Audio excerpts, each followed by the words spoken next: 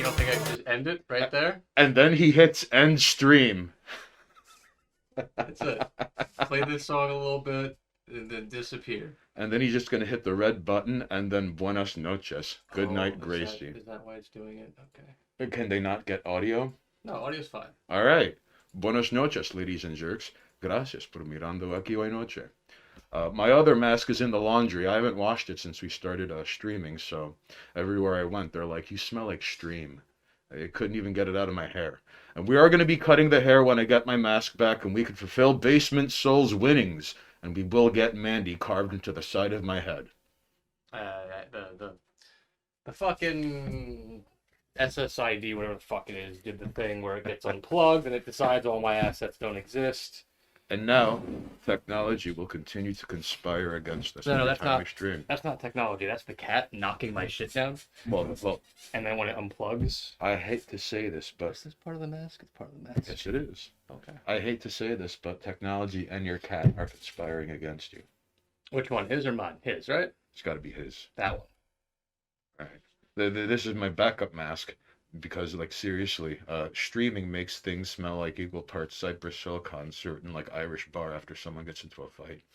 You blame that on him. What? How's that my fault? Listen, this guy is the mayor of every Irish bar he goes to, and he's only like a quarter Irish. Same color scheme mask. That's right. I saw him break out the purple and gold, and I was like, I'm gonna break out my purple mask. Danger, buenas noches y gracias por mirando. All the way to the north. Cold coffee. Oh, listen. I'm not one. Is it cold by design or cold by because you sat on it? Sat on it. It sat for way, way too long. Cold coffee, floor booze. You have no idea the things this man mires himself into between kicking women out of his apartment at all hours of the evening. Sometimes in the morning. I've been getting kicked out of women's apartments recently, so I'm switching it up a little bit. It's opposite day. I've decided that I'm gonna go to their place and they're gonna throw me out. It's called equality, Haynes. You see, equal fights for I've had equal it too rights good in for life. too long. Okay.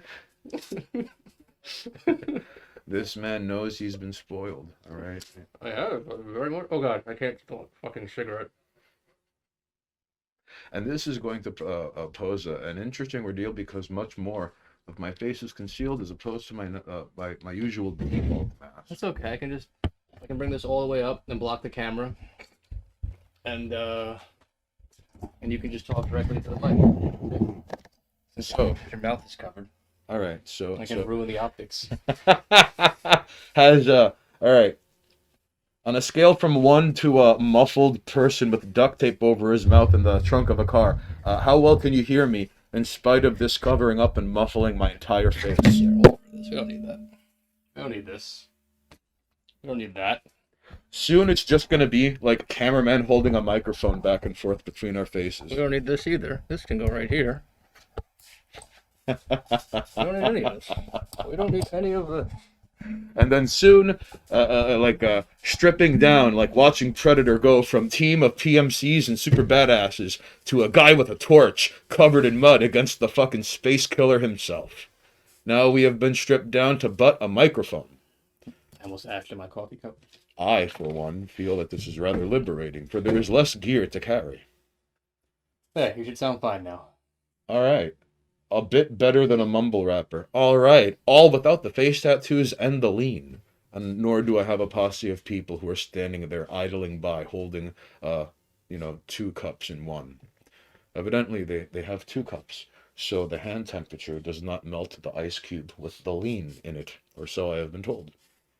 I wouldn't know. I don't fuck with that shit. Well, I sound a little bit better than that, so thank you, Danger. Yeah, appreciate it. All right, muffled duct tape kidnap victim. We don't All right, need, well, Nuclear Circus, unfortunately, I cannot sound like the vocalist from the Jesus Lizard at all times, although I do sound a bit like him now, with this covering about 70% of my face, or more, I actually. feel like you could probably shift the mask down a little bit. Well, just a bit. Hold on. All right. Is this better? Can you find... No, but now, like, my face is stuck and it's all mumbled up here. So it makes it very difficult to talk. Okay. It ends up pressing up against my mouth. This is why you don't cover your unfortunately. mouth when you. Yeah, you know what? We're not gonna go into the what mask is good conversation again. Unfortunately. Luchador mask. Well, it's good for some things and terrible for other things. No, eating with this thing on, everything turns into a fucking QuickTime event. Oh. My God. It was better before? I don't believe you. It choke on your lies, Danger, all right? It's fine. They can hear you. But no, to eat with the luchador mask on is sort of like a series of QuickTime events that don't end, because once like all the gears are turning, before you know it, it's like how many spoonfuls of spaghetti bolognese can you have before you get something either on the mask or on what you're wearing, because this is now a volley between you and consumption of Can't see any your kind. eyes either. Really? I mean, I can. I'm sure on camera it looks like your eyes are just blocked out. Right. Oh, am I censored? Can you see my eyes? I doubt it. I doubt it. Nah, probably not. Anyway, enough about your fucking. Oh, wait, and before we forget, Pakanung, thank you for your service. I probably fucked that up. I thought it was Pack a Nug. Pakanug. Oh, excuse me, there's no K. It just said like pack, like, you know. Like Pac-Man. Yeah, I get it, but like Pack a Nug. All right. Well, I missed that, and that's on me. Allogenous Music, thank you for doing your part, although I probably said thank you for doing your part at an earlier point in time. No, I didn't. No, we didn't. We didn't stream last week. That's right. So you jumped on one day after our missed absence here. So thank you for doing your part. On Halloween. Oh, no, not on Halloween. The day after. The day after. And Nikomai, thank you for doing your part. So thank you for joining us here at twitch.tv/Monoxus. Right. We'll get into Halloween in a little bit. I want to talk to you because you didn't know. All right, so first of all, in current events, you don't know about the new mayor, right? No. That was the thing you don't know about. And for anyone who's not following New York stuff, I'll show you the mayor, this fucking guy. Which was a very strange and this fucking guy. Right, him, Eric Adams, right? This was a bitterly contested race, because no matter what your politics are, living here in New York City, everyone could agree that, like, Mayor de Blasio, which isn't even his fucking real name. His name is Warren Wilhelm Jr., but he ran under Bill de Blasio. He was the worst fucking mayor in the history of anything ever. Did he legally change his name? Can you do that? Can you just run as someone else? Apparently, right? Yeah. Point is, the reason why I care about this fucking guy. So, like, I mean, granted, like, it remains to be seen whether or not he's actually going to do anything that he says he's going to do, right? But, right. Oh, when has that happened before? Yeah, but he was talking about removing the mask and the vaccine mandates, because he's like, fuck that. Making Bitcoin and cryptocurrency a usable form of, like, currency in New York City. So he wants people to actually just, like, use crypto. All right. And bolstering the police. Wow, what an unfound common sense approach, despite everything falling apart before our very eyes. Yeah, what a weird three things to take a stance on. Cops need money, vaccine mandates are stupid, and cryptocurrency should be considered a regular currency. Weird, right? It's almost. And he leans left.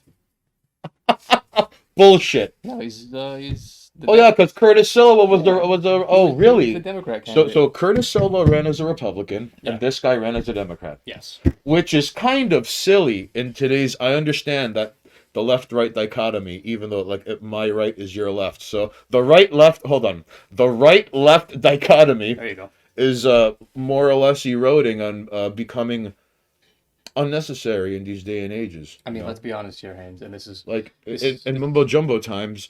Like, the left-right dichotomy is just all but not. But now, the man on the left is all the weird right-wing libertarian, like, progressive but not obsessed about race takes. And then the Republican is just, like, a cartoon character. I guess. Here's the thing, though. I didn't look into the polling numbers, because I don't think we'd have accurate numbers just yet, nor do I think those numbers are ever 100% accurate. But you do always get, like, demographic votes, you know what I mean? Like, who put this person into this position in the first place? Right. And I'm not going to be surprised that when the demographic stuff comes out, like, he won because he's black. Like, all right. You know what I mean? Like, considering that New York City is a historically Democratic district, that like some people would be inclined to have that, I mean, it's been like that for a long time. Just look at David Dinkins. Look at the two major things that were like the points of, I mean, at least in my personal life, and I imagine this bleeds out into the rest of the people's lives in general. the two biggest things we've had issues with here are, well, three, I guess. Race relations have Right. been the thing for the past, pandemic year. The vaccine mandates are obviously a debatable thing for a lot of people, but Hmm. I think a majority of New York, which leans to the left, is very in favor of the vaccine. Yeah. And Well, I'd say anti New York City. the I'm city, not yeah, sure yeah, about the state, not the state, but I the city, wouldn't. yeah, Right. but city mayor. But on top of that, you have the anti-cop sentiment, right? Right. And like I said, I don't know about you, that's all I've heard about in politics in New York was like anti-police sentiment, institutional racism, and vax mandates being a thing we have to have. Right. And then all of a sudden, the left-leaning mayoral candidate wins, who is a black man, who is probably going to have the demographics of like the colored vote and white women voting for him, Hmm. and that probably slid it. Except he stands for everything that they don't. I guess technically, if you want to get like really, really in there, there's that like cryptocurrency is bad for the environment and therefore not good. Well, the people who make that argument, like, if they believe that thing, they believe in other things. You really don't have to take it. Like those are the same people that tend to lean towards, giving up eating chorizo will somehow unfuck the environment and undo China taking a strained and greasy dump and hurling it into the ozone every fucking day. People who think that giving up meat will somehow help the environment. The people who believe that line of thinking, it's easy. The point is. So yeah, that guy won. The guy who stands for everything Look, New York City has been arguing about for crypto months, if being, not a year now. you know what takes up and you know what, in the eyes of these fucking pigs, they're like, oh, crypto's bad for the environment. You know what has a bigger carbon footprint than crypto? Fucking shipping freights. That's okay. Oh, I literally Like that. Oh boy, Weeaboo Jesus, or Judas, sorry. Thank you Weeaboo Judas. for Ah, gifting a sub to Maiden Mycelium, who is not currently here. Thank you very much. unfortunately, not 17 is here to redeem this, but thank you. Thank you for coming on by and joining us to suffer. Yes, thank you for having him join us in suffering. Hey. But I was just talking about this last night with someone because we were talking about like how do we. So like my argument, it was a long conversation. I'll skip to the part that has relevancy to this whole situation. Right. Was like, all right, you can't save everyone, right? So it started off with like Thanksgiving and then indigenous peoples, and like if it wasn't for the slaughter of indigenous people and the growth of this country, you wouldn't have a lot of technologies and things that you take for granted now. And I was like, you really want to save everyone and like also save the planet at the same time? I was like, you have to give up all of these things that you have. So like all the shit you buy online, your phone, your TV, your video games, your computer, the nice clothes you wear, the comfortable shoes, the car, the gas. Like, oh, you want to save everyone on Earth? We have a resource problem. Right. So, you ready to save all of humanity? Hey, who just did that? Kool-Aider, what's going on? Thank you Kool-Aider. for joining us in suffering. Now you too can join us on the front line and forever suffer in the face of mumbo jumbo times. Yeah, so it's like you have to give up all those things. Which funny you mentioned, like yeah, the carbon footprint of shipping containers is A through the million fucking times roof. more than anything anyone can throw at anything, really. And yet these same people who are like, we have to save humanity and the planet, it's like, all right, so stop ordering things. No, you can't. Stop buying products. So, Kool-Aid, if you're just joining us, we're briefly discussing the mayoral race The here mask in is New sitting York a little City. high there. He knows that Oh, mask just apparently listen, he doesn't have a way of because making it fit right. to have my mouth where it should be, it presses the mask against my mouth, and it looks like my face is being held open, like by my mouth. You have no idea. It forces everything to stay open, as if I'm like a beaver constantly looking for food. It's pretty awful. So He's got to break in that new mask, but the other one will be back once it's out of the listen, laundry. I hadn't washed that mask since we started streaming, so like it smells like stream. And whenever I go in public, every once in a while, a woman will know exactly what it is, and she'll say, "Please tell him I said hello." And I can't go anywhere in public without having some random lady like just, please, please, I miss him. Won't he return my calls? It's Caitlin, and it's this like fucking 5'10" red-haired woman with green eyes, and I'm like, hey, Caitlin said what? And I was like, red hair and green eyes, and he's like, yeah, which one? You have no idea. So I have to wash the It would mask. fit properly if you would shave your head as previously agreed upon. Oh, he's aware. Yes, listen. Listen, let me get my fucking mask back, and then we can fulfill this agreement and have Basement Souls journey of all these Twitch points to have Mandy scrawled in the back of my head, alright? Let me get my mask back first, okay? He's Just hang slacking, on. right? He's slacking. That's all it Listen. is. Listen, life gets in the way of lots of things. Okay. I mean, yeah, to be fair, we missed a weekend of streaming for various reasons.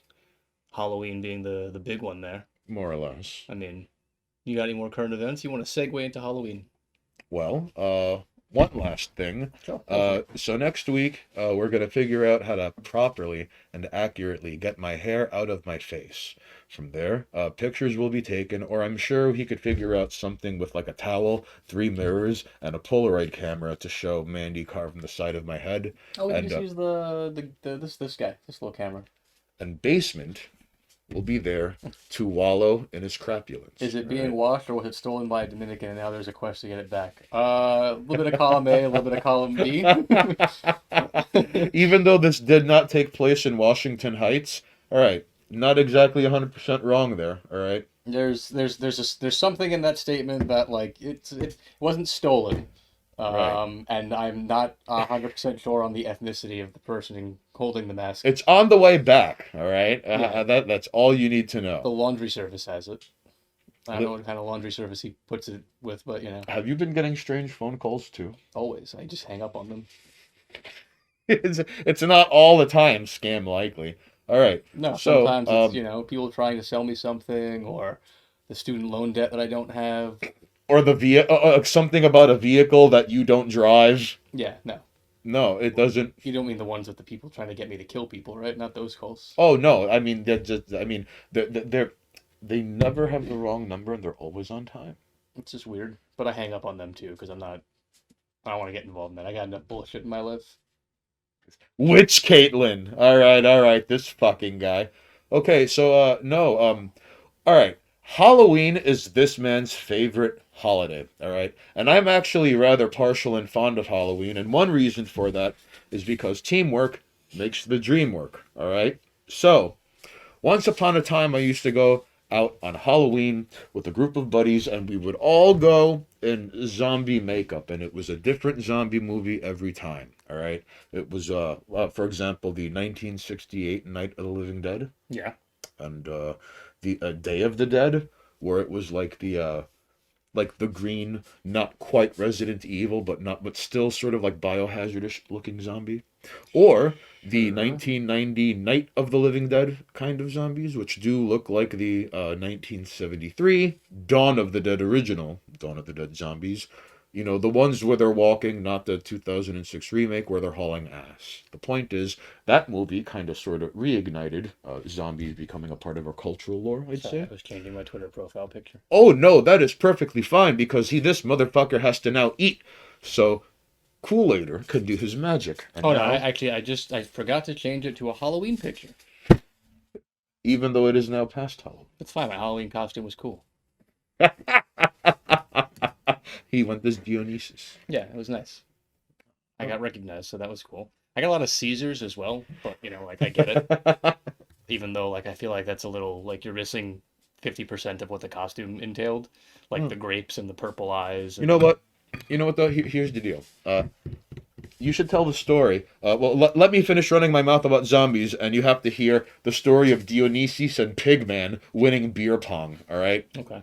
So, dressing up as zombies was really fun because I would go get fucked the fuck up with these people. So then people were like, oh, they're LARPing as we're like lurching and dragging our feet and sometimes popping like the fake blood capsules so it would look fresh in real time. And then we would encounter another group of zombies, and it almost felt like Vietnam vets meeting other Vietnam vets. We were like a couple of minutes away from showing pictures of our wives and kids because you've seen the same shit too. Uh, it was great. There's a Waldo story I'd like to tell about Halloween, which I think is very much worth it. But we could get to that before I hear the story. And ladies and jerks in chat, and those watching at home, there's a story about how Dionysus and Pigman wins beer pong. All right. I mean, all right, it wasn't it's hyping up like it was this crazy fucking story. First of all, Saturday, not Halloween, because Halloween was an adventure in itself. That's a whole other mess. Saturday though, we go to this party, you Mm-hmm. and I, a Twitter party thing, and that was all kinds of fucking weird and crazy and And off the rails, and yeah. yeah, live music and the cops showed up. Thankfully, the cops didn't really do much. They were just like, "Hey, shut the fuck up. Like, let's not." right? But I spent most of my time at that party just kind of drinking. No offense to most of the people there, because there were some good conversations to be had. Right. It was decently fun, but at the end of the day, it was just a lot of people there to hang out, which I guess that's ultimately the point. But it was kind of fucking boring. A lot of things went south that, well, you know what? That's neither here nor there. All right. But I mean, so we were at that, and music plays, and woo, it's raining, and it's kind of gross out, and everyone's just trying to have a good time. Right. I had a few encounters with some strange people, but like nothing that was There were excessive two or tarps, annoying. which was nice. I think there was three, one for the band, two for the people. Oh yeah. Which again, I was like, I like that they have covering for the rain, but it's not enough. And then by the end of the fucking night, everyone was like crushed in underneath what was the rain cover as it poured, and then like a couple of people are out in the rain with umbrellas because like they don't want to be fucking crushed in with people. It was Mhm. too many people and not enough space. Like I said, things went. Yeah. So anyway, I get a call to meet up with the people I went in costume with these two girls because they're going to another party in my neighborhood. So we split. We go to the 7-Eleven, whatever. I get Remember, a 7-Eleven, the unspoken hero for a lot of these things. All right. Oh well, yeah, just because like late night, you want cigarettes, you want beer, and this is before things happened on your end.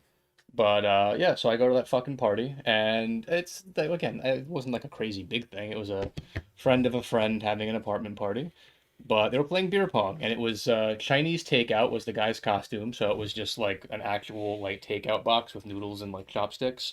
Fucking Asian guy, by the way, so I thought that was pretty neat. Which made it even better. Let's be honest here. All right. And then there was a dude in like what I believe was an office costume, if I'm not mistaken, because I was like, that looks familiar. It's like, oh yeah, this character, and I was like, oh, but like not the American version, like the UK. And it's like, yeah, it's Right. that one.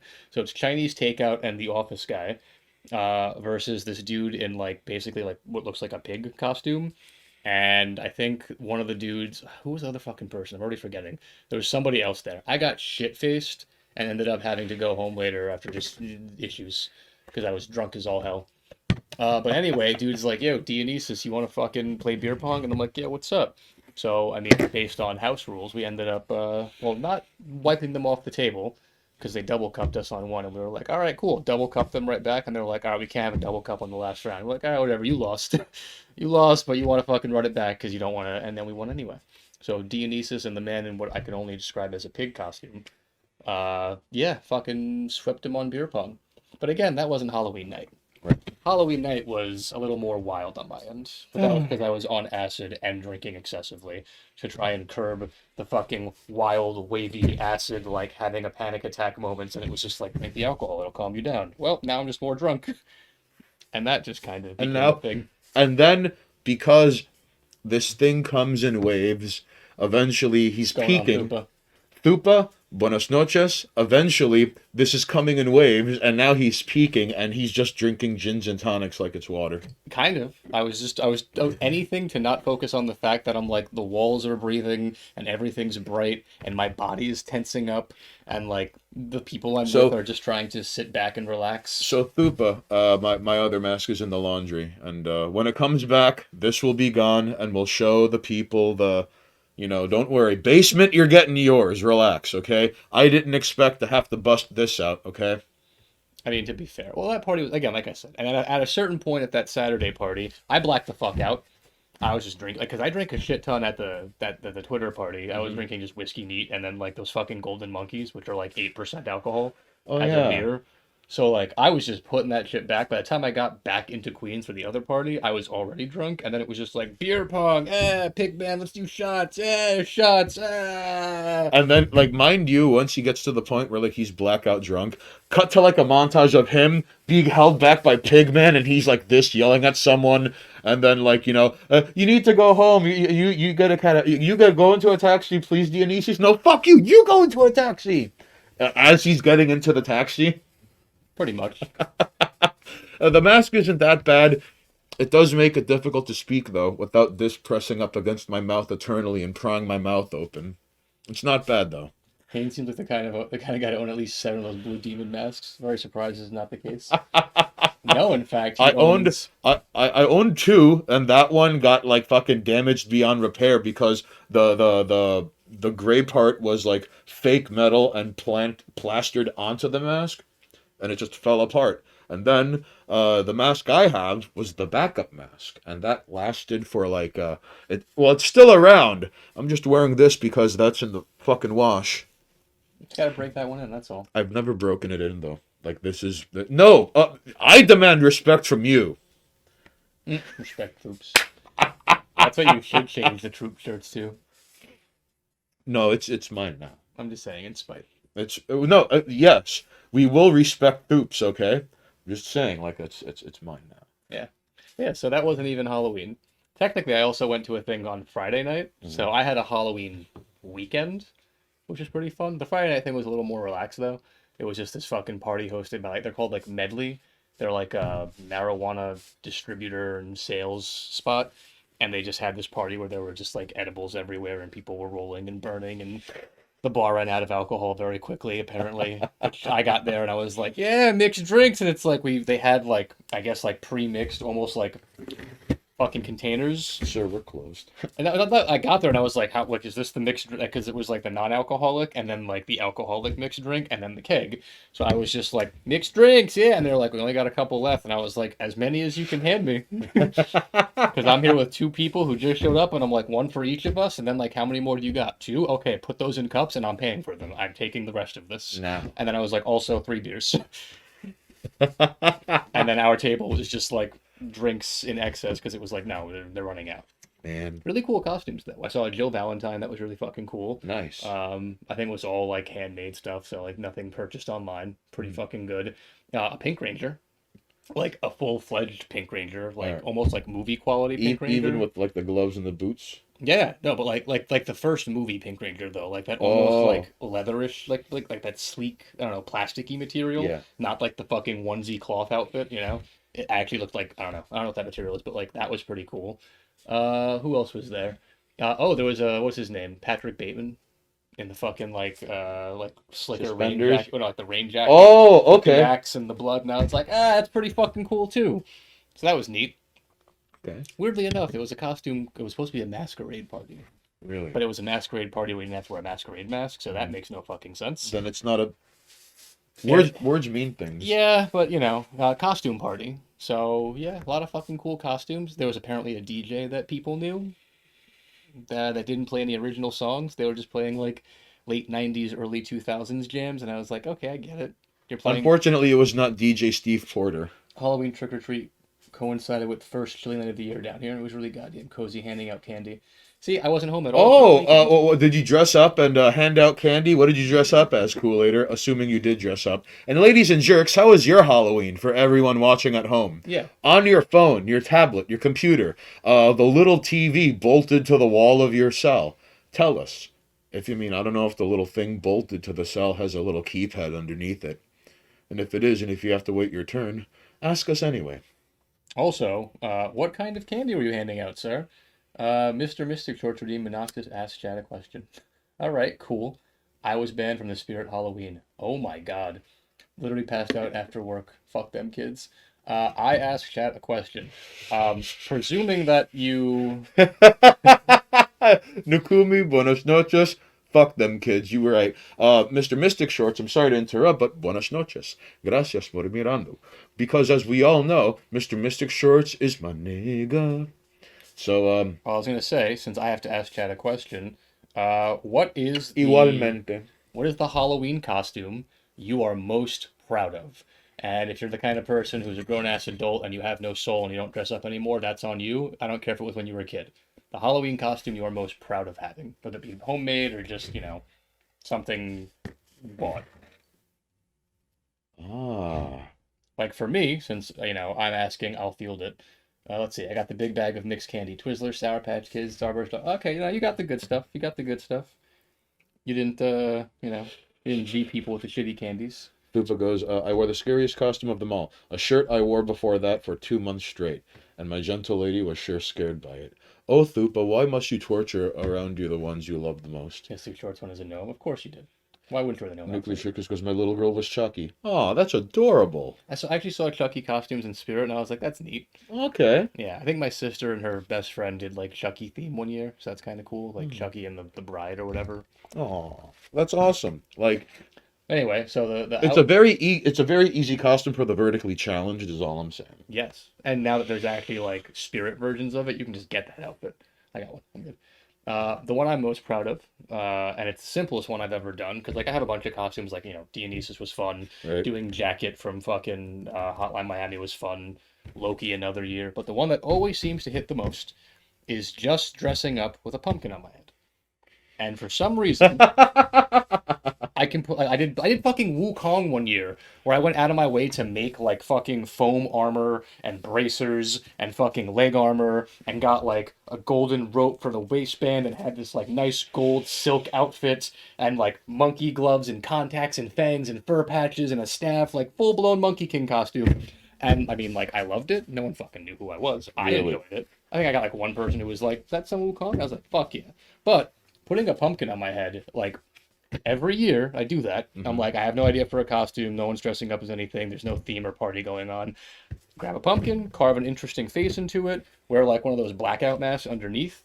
Uh-huh. Maybe put some like little LEDs in the eyes above, like where you're gonna look through. Oh, look at 'Cause- Mr. Wizard over here. Well, because like technically what I always do is the mouth is what I'm gonna look through. So even though like it's a big ass fucking pumpkin, right? The mouth part is what I'm seeing through. And then the eyes and the nose of whatever design I did are just above my head Ah. because I get a nice big pumpkin. So even though I'm wearing a blackout mask, you can't really see where my eyes are, and then you have little glowing eyes. So it adds a lot to that. And everyone's always like, "Ah, fucking pumpkin," and it's like it's not even a costume; it's just a man with a jack o' lantern on It's his head. just And I'll wear like I don't know, fucking. I think like the best version of that I did was I actually went and bought like almost like a scarecrow costume. Mhm. So it was kind of like a scarecrow with a pumpkin on my head. You know what I mean? And that was the best version of that. shirts. That's right, Mystic Shorts. Uh, Weeaboo Judas goes, one, one, the last minute I got a fake mustache and a clipboard and went as a census taker. Ooh, that's really nice, actually. I also did a cheapo costume where I took my football pads and my dad's welding suit and wore a Jason mask. Ooh, Kool-Aider as the makeshift Voorhees himself.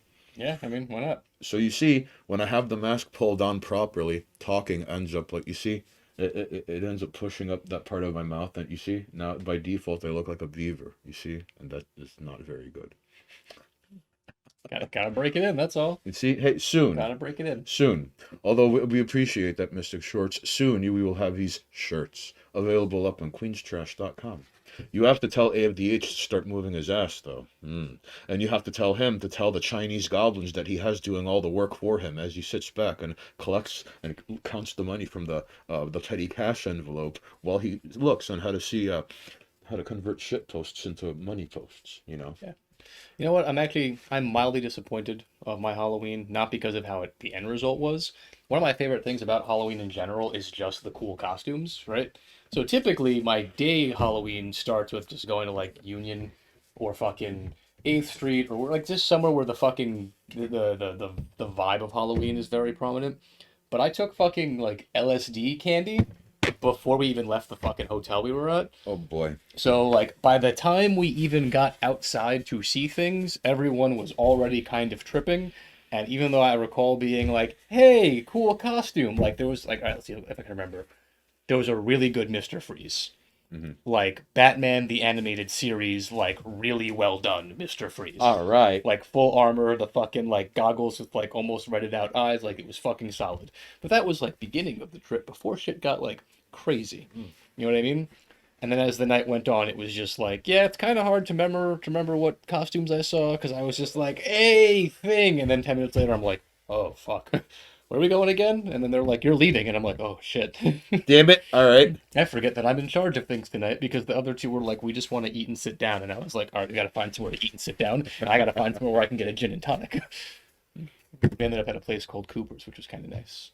Except we got there and it was like, these seats suck. I don't want any of this food. Great. Can I get a fucking espresso martini, please? Because I'm going to need that. And as soon as they get what they wanted, this sucks. It's too cold. My feet hurt. Oh, no. Then we had to move seats, which fixed the seating problem. We just needed back support. That's all. Because were sitting on stools because it was like a bar style place. And then eventually hunger kicked in, which I was surprised because as far as me, like when I'm on LSD, I don't really fucking get hungry. Like I ordered things to pick at so that I could keep myself preoccupied, Right. but I was just there being like, just keep alcohol coming. So anytime Right. like waves of drugs start coming in, I can be like, sip the drink, distract yourself. Hey, how are you guys doing? So being able to pick at something was like a way to have the unwired energy when you're doing this to Yes. focus and have like, okay, you are now eating the mozzarella stick. I actually got shishito peppers. You are now eating the shishito pepper. Yeah. That is what is happening Which right was now. funny because again we sat down and I'm You like, look, cannot tell the difference between the foreground and the background, no, yeah. and Krypton might Oh be no, in the no, no. front, I wasn't but you are tripping. now eating the shishito I peppers. wasn't tripping that hard.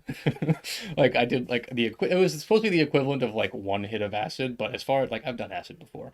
Um that's some good one hit of acid as far as I'm concerned. Right. Like that definitely felt like more. So, good stuff. Ultimately that night went off the rails though. Because I told you, like, things happened later on. We ended up at another bar drinking. I started going into paranoid mode because, like, the people I was with disappeared from mad long. Terrible. Hanye is looking vaguely Asian, so his new name is Hanyai Tsai Tingfu Nyez. Hey, what I miss? You're missing the story of Monoxus on Halloween. Of me stupidly doing drugs again on Halloween, which you would think I would have learned my lesson from years ago about not doing drugs on Halloween. But time is a flat circle. Because, like, I mean, I don't know if I've ever really talked about this on a stream. I must have at some point. If not, it's somewhere out there. Years Hmm. ago, I did 3 hits of acid on Halloween, and we went to what was the fucking bar? There's a bar, and it's like, is it horror themed? It's or like, Jekyll and Hyde? no, no, it wasn't Jekyll and Hyde because they closed down by that point. It was some kind of horror themed bar. I don't remember if it was like fantasy or horror or Stonewall. some theme bar. Again, I'm on 3 hits of acid by the time we get there. Stupa's all he is not Asian, he is passively stereotyping. I can neither confirm nor deny these allegations, Stupa. Rule 101, stay home after drugs. Yeah, no, I have more fun being excessive and going out and then letting the drugs hit their high point, being like, all right, who wants to go home now? And then like getting in a cab and going home. But that Halloween, we all went as like, well, we were all DC characters. That was the character theme. But like 3 hits of acid, we're at this fucking bar. I'm having a good fucking time. We have like a nice corner spot. It's dark as shit. Everyone's in cool costumes. I saw the best Ghost Rider costume I've ever seen that night. It was amazing, like full blown skull, had like wire framed like LED fire behind him, full outfit, like the skull could like open and close so it looked like it Incredible. was great. Another guy, I remember like we were waiting to meet with a friend of ours and he was talking about doing a crazy scarecrow costume. He never actually showed up, but some other guy came in and like he was wearing like a creepy scarecrow outfit and the face could like open up like a fucking like Five Nights at Freddy animatronic and like scream and there was lights in that shit and we were like again tripping the fuck out and this guy's fucking with us and I was like, this is amazing. And then eventually I was like, how the fuck did you make that? And he pulled the whole thing off and he was like, no, I'm like a fucking engineer. Like I made this scarecrow mask that breaks open into like a giant maw and makes noises. It was awesome. Best fucking thing ever. But then, But then a homie of mine went outside. So like I had gone outside to smoke like a cigarette with some people and I was like, I gotta get back inside. Like outside's freaking me the fuck out. And then I get back in and apparently my homie is sitting outside, having a bad trip. So everyone's like, yo, he's not feeling good. You want to go talk to him? And part of me is like, I don't want to go back outside. Like, no, I don't. It's terrifying out there. I know why he's having a bad trip. So I went outside to go help him, and like I talked him up, and like I got him to pull it together. And as soon as he's like, "Okay, I feel good. Let's go back inside," like, and then it hit me, and the rest of the night was just bad, just all bad, bad, bad, bad, bad, bad. And I was like, I gotta fucking and just I cannot recall all the stops we had to make while people are like dragging me around and being like, he's freaking the fuck out, like we gotta help him. It was a nightmare. Oh, I was freaking the fuck out. Like it was a nightmare. Like that was the first time I had like a proper bad trip, and it lasted for what felt like an eternity, mhm. but it was Oh, probably like oh my an lord. hour and a half of in I reality. And then I can't eventually I got dragged home. I can't be I can't all right. Uh I don't recommend doing such things, but I remember one time I dropped acid and I was like, what can I do right now? Like, fuck, I didn't plan this far ahead. So I was like, Yeah, you kind of always want to have a plan.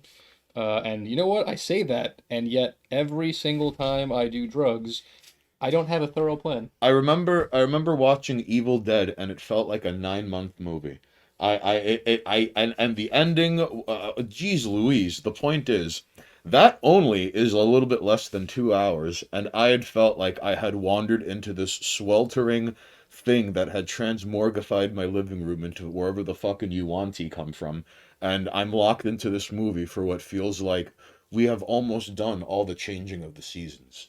We have encountered 3 changing seasons, and what is next? It felt like a long fucking time. It was great, but it felt like every 20 minutes I'm like, when is this movie gonna end? And I asked that maybe like 140 times. Yeah. It felt like that forever, and this guy had a whole evening of that, and it was not pleasant. I can't. That must have felt like 11 years every 5 minutes of like, I just want off this ride, Mr. Bones. Yeah, I mean, I'm on the record of saying the best part of psychedelics is when the psychedelics wear off and you can reflect on what you've just experienced. Right. That was the first time, like, I laid in bed that night after finally getting home and the final waves of it washed away, and I was like, oh my God, I'm sober. And it was like, oh, it's over. Like, it felt amazing. But again, this is years ago. So this Halloween, that didn't happen. It did go off the rails for other reasons, which that's more private matters. Short version is some private personal things happened, and I got people dragged into it to make sure that horrible things weren't happening back at home. Mm-hmm. But this is also mid tripping. And so from there, we'll skip all that part. We ended up being like, you know what? Let's just go get more booze. Again, it's like, I mean, I don't remember what time it was. It was fucking super late. It's like 3 in the morning at this point. And we're like, let's go get more booze. So we take a cab, we go to a spot. They're closed. We're like, fuck it, we're walking to the next like, nearest place, right? So we're walking down the block, and I told you there's a library around us, and there's just a guy like outside the library, and as we're walking up, I see him laying on the floor, and I'm thinking like, all right, homeless dude, no big deal, right? But as we get closer, so again, still kind of tripping, still fucking drunk. It's cold. We're wearing like skimpy Greek god costumes, and we're just trying to find a place to get beer so we can get in a cab and go home. And this guy's like crawling around on the floor, and as we get closer, he's like muttering to himself, and he's talking about like hurting people and like how horrible things are. And I'm like, just go, go, go, go, go. And then as we're walking by, he's like, get over here. I'll fucking kill you. And I'm like, go, go, go, go. Like, keep going. And I see this guy like going into his fucking like jacket. And as we walk by, I'm like looking back, the guy pulls a fucking knife out. And he's just like, get over here. And I'm like, go. Just go. On the Keep floor? moving. Yeah, like, no, he was getting up. Oh. So we walk to the corner, and the entire time, like, I'm just looking back and being like, "Is this guy coming? Like, what's going on? Like, how's this? What's going on?" Some guy walks from across the street, I think to try and help him, thinking he's like some homeless nut. And now I hear this guy talking like he's gonna stab him. Like, I was like, okay, this is getting a little. And like from down the block, you just hear a man yelling, and you can't hear what's going on. And there's somebody like talking to him and yelling back, and like now this place is closed, we can't get beer there. And then like we're trying to wave at the guy in the store who's like counting out the register, and it's like, just let us in to get beer, you son of a bitch. And he's like, no, go away. So like this, let's just fucking go home. So we get in a cab. We order drinks from a 7-Eleven because they deliver in that area Uh-huh. to the house while we're going there, so we can try and intercept them. Right. Ended up not sleeping the whole night because nerves and stress and alcohol and acid, and yeah, it was pretty fucking rough. Wow. Mm-hmm. And that is the story of Monoxis's Halloween, ladies and jerks. Yep. So before we ask you, and we would like to know, because some of you didn't respond, and I really would like to know how your Halloween was. Very quickly, a man actually lit his head on until his no Thupa. There are no Buddhist monk Vietnam protest Ghost Rider outfits. All right. Coolita goes, I feel the only thing I would accomplish doing LSD is peeing my pants. Well, don't knock it till you've tried it, is all I'm saying.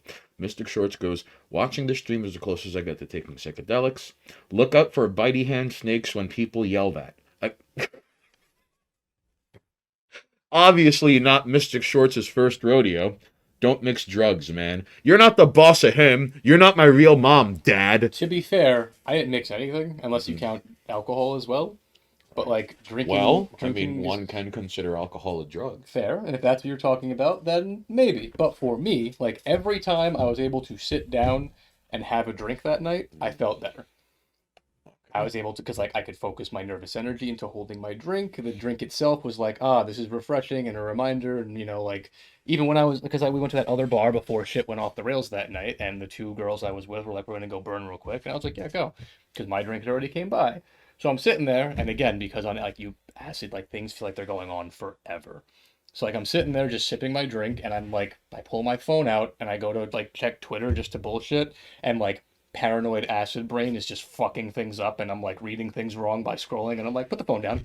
You're seeing things that aren't actually there. Like, stop reading Twitter. Your mind is your brain is boiling right now. So I'm like, let's just drink and like hang out for a minute, and then again, like 2 to 3 minutes felt like 20 years, and I'm like, where the fuck are they? Oh, it felt like forever. It must have been like an eternity every time you put the phone down. Yeah, but every time I had a sip of the drink, I was like, I could relax a little, and then it was like, where the fuck are they? Started talking with like the fucking bartender just to engage with someone. She was nice, making decent money on Halloween apparently. I was like, okay, good. And again, I was just gonna sit there and chit chat, and then like phone call, gotta go. Like things are like gotta go home real quick, and then the rest of the day. So Halloween was interesting. Hmm.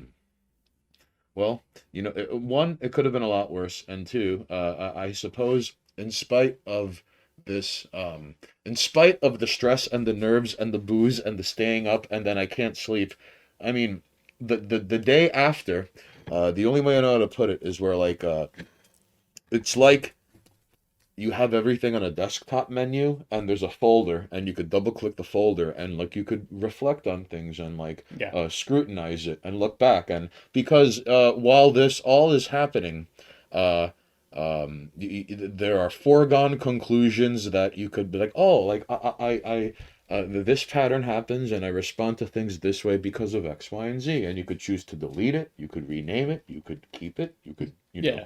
right click, edit. Um, no, Mr. Mystic Shorts, if you're going to start singing Misfits lyrics, that's just fine. This day, anything goes. All right.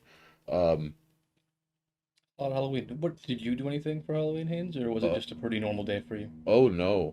Well, I mean, it was uh, not quite hungover, but far from 100%. Sure. Um, but no, relatively quiet, all things considered. Um, so, a preguntar por más es un crimen. Shh. All right. Um, Thupa, I'm curious as to the last time, like, such a thing occurred. Like, what did you do? And, like, a part of me, like, I know this is just, like, selfish thinking on my behalf, but I would like to picture, like, a drunk Russian getting, like, belligerent, like, in the middle of the day and screaming for, like, a cheeseburger. I like to think that, like, if Thupa is day drinking, he's gonna get surly and he wants a cheeseburger. And I technically day drink the entire day after Halloween. Hmm. Because like by the time, so again, I crashed with the fucking two girls. We stayed at one at her house, and everyone got there. And like again, like at this point, like the sun's coming up, like it's fucking 6 in the morning, and we're finally somewhere we can rest. And it's just like, all right, the costumes are off, and I was like, I'm gonna take a shower, and then I laid in bed for like 6 hours, just like dying and like recovering from acid and alcohol poisoning probably, until they woke up, and I was like, I need a cup of coffee. And like your dog needs to be walked, so like we walked the dog and got a cup of coffee, and then when we got back, we were like, "Remember all that alcohol we bought before we got home? Uh-huh. That we drank like one can of each, and then like died in bed. Well, we gotta drink that." So we were just like, "Fuck it, let's just drink the alcohol and like sit here and think about what we've done until like 5 o'clock." Like legit, just Reflect. laid in bed drinking, watching stuff, and just like. Mm. Just trying to put everything back together and be like, oh yeah, eventually I'm gonna have to go back to being a human being. But yeah, that's the thing. I puked in a cat's litter box. I felt horribly sorry about it. Left the house and my mates lost me. Came back with another litter box 5 hours later.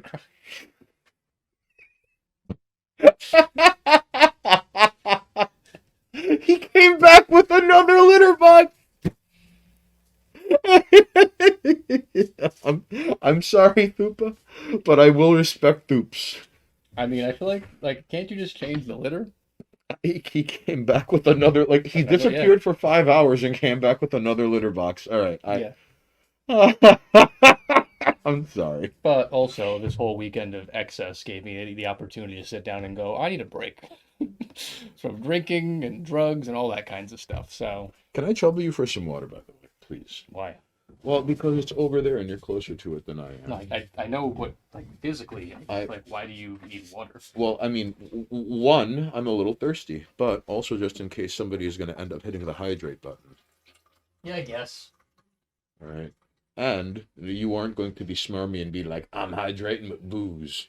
Well, not right now. Well- There's a bit of cat fur in there, I think. Which is the craziest technique to have when, you know, Monoxys, they're just saying hydrate, and he fucking keeps eye contact with me as he's chugging Jim Beam. He's a jerk. For context, it was the middle of the fucking night, 1st of January. Okay. So, like, New Year's. How did you find another litter box though? He just said he has no idea how he got it. No, He's blacked out. You think, like, no. wow. All right. And is that litter box still there to this day? Please tell me yes. You would hope so.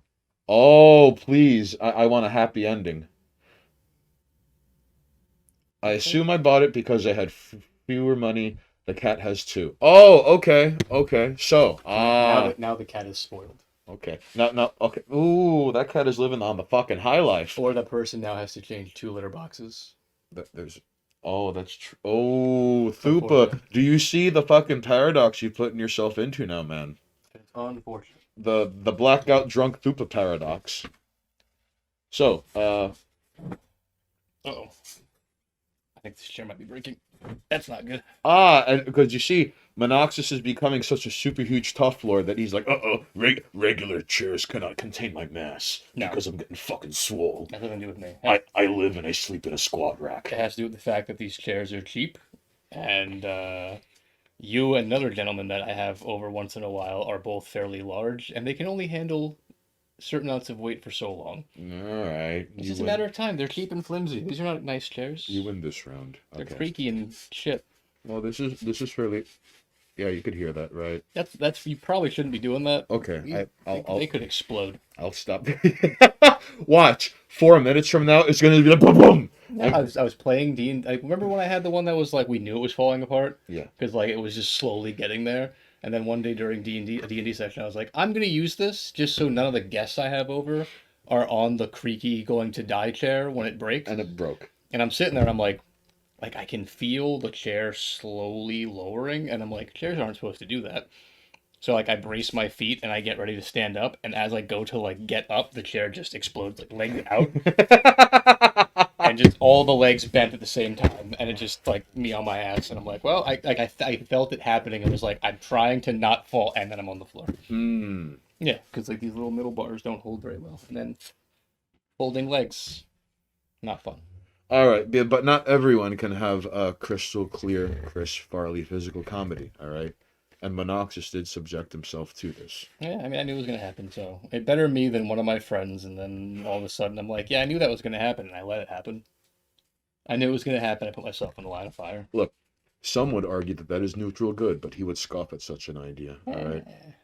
Maybe. One quick story about Halloween, and then we're done. All right. Sure. Go for it. So years ago, when I had went with zombie makeup with some shithead friends, all dressed as zombies, one year, and these tend to happen in waves. Like you know how after like the after the Dark Knight, there were like a bunch of Jokers everywhere. And All after right. Suicide Squad, Harley Quinn was a thing. Right. So these things. Spider-Man years always have Spider-Man costumes. So these things come in waves. All right. Yeah. So. This year in particular, I couldn't tell you why. I don't know why it re-entered the public consciousness, but there were a lot of Waldos. That's possible, Danger. Here's the thing, though. I guess like because it was gonna collapse no matter what. I was just trying to get up before it happened, and then as I went to get up, it went down. I was a split second late to saving my own ass. Granted, I just landed on the chair part, and like because the legs all just exploded out, so I was basically like on the floor, and was like, okay, good, I guess. Like These things happen. no damage done. Anyway, so Waldo year. So, one year there were just a ton of Waldos. Okay, now we were really spoiled, and each Waldo had their own kind of response to certain things. The first Waldo was just the best. Because you see, you now have like a bunch of like drunk, stoned people in zombie makeup staggering through the street, and they all notice Waldo. Okay. Now, Waldo is with a group of friends, all right? Bride of Frankenstein, a really low quality Bert and Ernie, and some other shit, all right? But we all scream at the same time, "There's Waldo!" And this guy just kind of like, and no, and that just makes us go even more. And then he goes behind a lamppost like this. Like this is some like invisibility crouch shit. Yeah. And he's clearly there, and that just makes one of the people we were with go, "That's fucking bullshit!" And this goes on for like another 2 minutes, and he was like, "So, what a class act, okay?" And the whole time, the company he was with was like, "Oh, this again." But I'm Parzival. all Thank right, you. Well, Haynes's mask doesn't fit properly, but thank you anyway. Parzival, thank you. Well, I this mask has never been broken in. My other mask is in the laundry, so this is my backup mask. Okay. Before you continue, I want to read Thupa's long ass thing. Ah, I remember the other time I was blackout drunk. I did some shit, but after that I fell asleep and was snoring very loudly. My friends recorded that and then set it to dubstep. They refused to elaborate and would use the accursed track for months in uni after as their incoming call on their phones. I think it has more backstory to it, but they refused to elaborate and giggled profusely at the question when I asked. He has tried pulling the mask down a well, bit. but the problem when I do pull it down, it ends up forcing my mouth open. It's prying my mouth open as I talk, so it ends up making it super incredibly uncomfortable. Maybe we You have to see? cut the mask a little bit. Maybe we have to take some fucking knives and scissors to this. But you see this Kool-Aider? It is not a good look. It is a very terrible look. Huh? That's why. Listen, you can hear the man. You know who's under there. All right. All right, you're not gonna. You get it. He'll have the old one back soon enough. For now, we have matching purples. All right. Right, and listen. So now we have to do some co-op mode bullshit outside, where we break open crates and like oil drums, and then we kneel over freshly roasted chicken after getting teeth knocked out and our fucking noses caved in. I'm not a fan of this fly-by-night type of mask. All right, so we'll All have right, him. well. You know what? Circumstances beyond my control had led me to have to clean up my mask. So life gets in the way of a lot of things. Kool-Aider. And they have nothing to do with Halloween weekend. So I'm sorry, but these things happen. Look, we'll break the mask in a little bit, right? This is like that movie device that opens the dude's eyes but reversed. It closes the eyes and opens the mouth. So we see a couple of Waldos that evening. And you know what? Like different Waldos had different responses. So like Waldo number 4 was Party Waldo. I mean, like as soon as we saw him, we weren't even done going, "There's what," and before we even finished, he went, "Yeah!" And I was like, "Oh, all right." Waldo number 9 was the greatest Waldo of them all. You see, Waldo number 9, we were walking this way. All right. Like crossing the street, right? No, we were walking down the street and we were Okay. approaching a corner, and the corner was like we were okay. We were halfway down the block, and it was changing from don't walk to walk, and as we approached it, now we have the streams converge. Okay, yeah. So among all these normies and costume people, it's like, "Hey, that's a guy in a weird hat and glasses. Hey, that's," and right before we launch into our "There's Waldo!" group point and scream nonsense. Like, he's just, and and immediately starts like taking 3 steps backward and crouches, knowing if we scream "There's Waldo," it's done for, and we look like the biggest jackasses on earth. Okay? So it's like, and now the Metal Gear Solid music starts playing. This guy, evidently, he must have been crouch walking or crab walking, because we're walking this way and he's covering ground that direction. So we finally got to the corner. 2 of us look over, and by then he had already cut between 2 parked cars and did this while walking away. And I sometimes think about what Waldo number 9 does from time to time. I mean, yeah, probably the best Waldo you saw. I mean, I guess technically that first one was pretty good. I feel like this happened in a Beastie Boys music video. The first guy played ball, though. Unfortunately, it is never as cool as Sabotage, where people are like 70s cops, and none of us will ever do as anything as cool as Intergalactic. Yeah, it's pretty hard to top that. That's It's a fun video. It's so fun. Even the intro with the giant fighting. You got any more Waldos? Well, Waldo number 14 kind of killed it all for us because we were all like, "There's Waldo!" And he just went, "Guys, please stop." And there was one more Waldo we just like, that's it. Waldo number 14, he just... Can you imagine going out on Halloween in a costume like that? Like one in which you expect people to be like, "Hey!"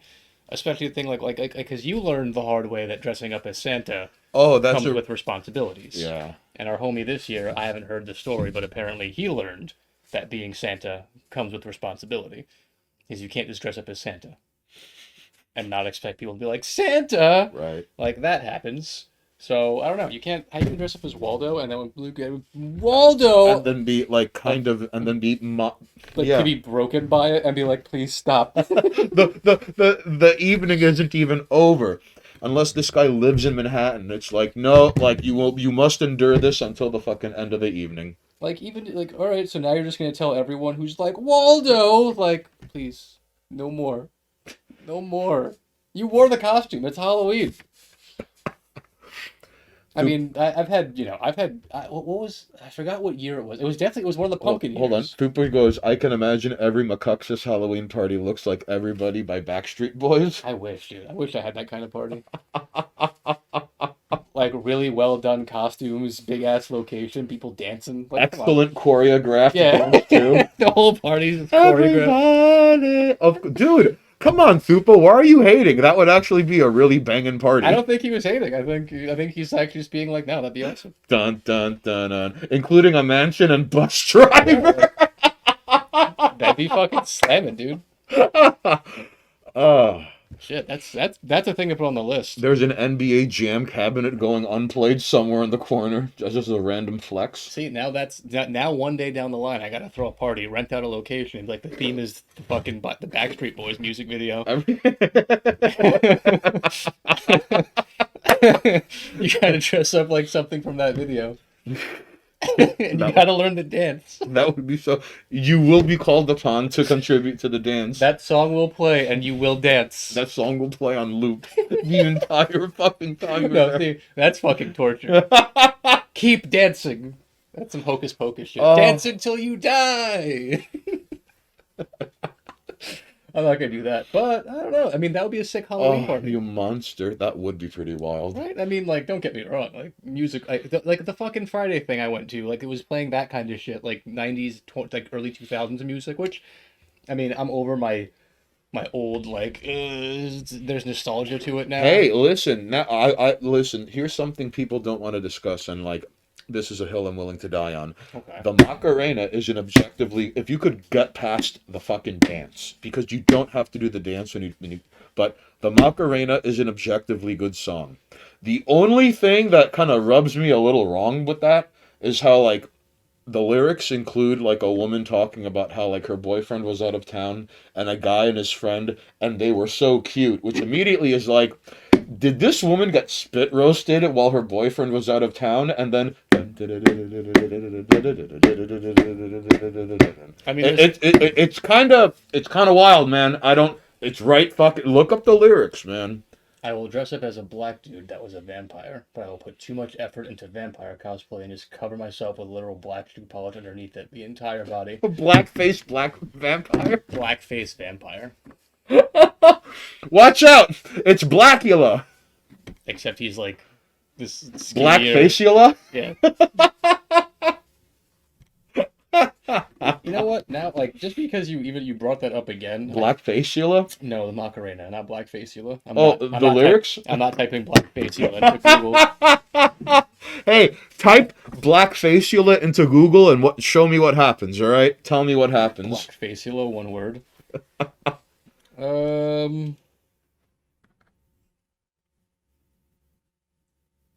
Come on, Macarena. Hands, entertain them while I read this. All right. Are you looking for the my boyfriend was out of town and the guy and his two friends line? You looking for that? Yeah. All right. You tell me when you find it. Oh, I found it. All right. Like, what the fuck is up with that? So, I will suck out your racial appropriation. All right, Thupa, is this just an excuse you could sink your teeth into the necks of honkies everywhere? Just every Chomsky hunk at a party you find, and like they don't know how to. In fact, no. If Thupa ends up approaching Chomsky hunks, they're gonna think he's some sort of like Russian spy. So Thupa, be very careful because these are people who like, they'll put their dog in a carriage and say my baby has paws, and they're like 39 years old and living in Brooklyn, and they're gonna want to fucking bite back if you touch their neck. Teeth, ew, I will blow them. What am I, a savage? Well, listen, man, costume or not, you're gonna be Black Facula, all right? And I don't know how some people are gonna take that. So, are you still scrolling Macarena lyrics? I'm just reading more information about it to confirm. Because, Because? So, I don't know if you've seen the Hotel Transylvania movies. Uh-huh. There's one of them, I don't remember which one, that ends with like basically a music showdown, and like it's a DJ versus DJ thing. It's stupid, but like I remember watching it, and one of the characters is like, "We have to play the most feel-good song ever," and they play the Macarena. And I remember sitting there watching that, and I was like, I recall this song has like a really weird double fucked up meaning about like a woman cheating on her boyfriend, and like that kind of thing. Uh-huh. And I'm like, I don't know if there's more to it, but like, point is like, yes, that's a thing. I mean, listen, it is an objectively good, although it's kind of weird. It's catchy as shit. If you watch the music video, number one, immediately it is very apparent how diverse this is before diversity was a thing. Sure. Now, if you ask me, the 90s were super diverse without anyone asking them to be diverse. It was only in the 2010s when things stopped being diverse. This is true. And had to be re-diversified. All right. But all right, not to be insensitive or anything, but like in that music video, the Macarena, yeah, not a lot of fat people. In fact, in fact, it is almost obscene. Fun fact: if you are a career dancer or performer, you probably aren't fat. Probably. Statistically. I mean, but I imagine, dancing sparkle fatties has been a growing wing of the economy over the past couple of years. I mean, after all, you could be a model for Calvin Klein and be 10 pounds of shit in a 5-pound bag. And have that high waist panty thing that hides the chundering blubber and layers of folds. You may be baiting me, but now I have to know. By the way, I googled Black Facula, and it comes up with a bunch of random people's names, and when you click the Google result to follow through, it's a blank page with some cryptid numbers. I think you just chat posted onto some cult. Really? Wow. Well, I don't know. You are looking it up on Russian Google, and he's looking it up on Queen's Google, courtesy of the United States of America. I'm getting nothing. Black Facula. Well, he's got... Oh, no, wait. A number? There is a number. He's not wrong. It's not a random number. 908-753-07. Yeah, dox him. Dox whoever this is. No, I don't. And why do these come up when I type in Black Facula? Well, that's not a thing. That is very not... Okay, it's not... That is mildly off-putting. I mean... No, Thupa, that was not intentional. For some reason, just random people... How are you going to get into that? You know what I did actually find out was a thing? Because remember you mentioned Void Monks yesterday? Yes. I was like, is there a Church of the Void? Is there? There is. Oh! And I'm offended by them. Oh, man. Yeah, that's not... What is there? How did they let you down? Because I've always just imagined that, the time before things and the void, it's like darkness and horrible atrocities and things that the mind can't comprehend. Right. And they're more in the idea that, a time before pain and suffering, and, they try to put a positive spin on it, and it's like, I don't appreciate that. Maybe I'm too corrupted by H.P. Lovecraft's works, and I think that the void is full of horrible darkness and woe, but... Well, I mean, the void predates a lot of things, I'd say. Yeah, I just don't think it would be filled with, anything positive. Nuclear Circus goes, blackface reminds me of a banned Pornhub search term. Blackfacula?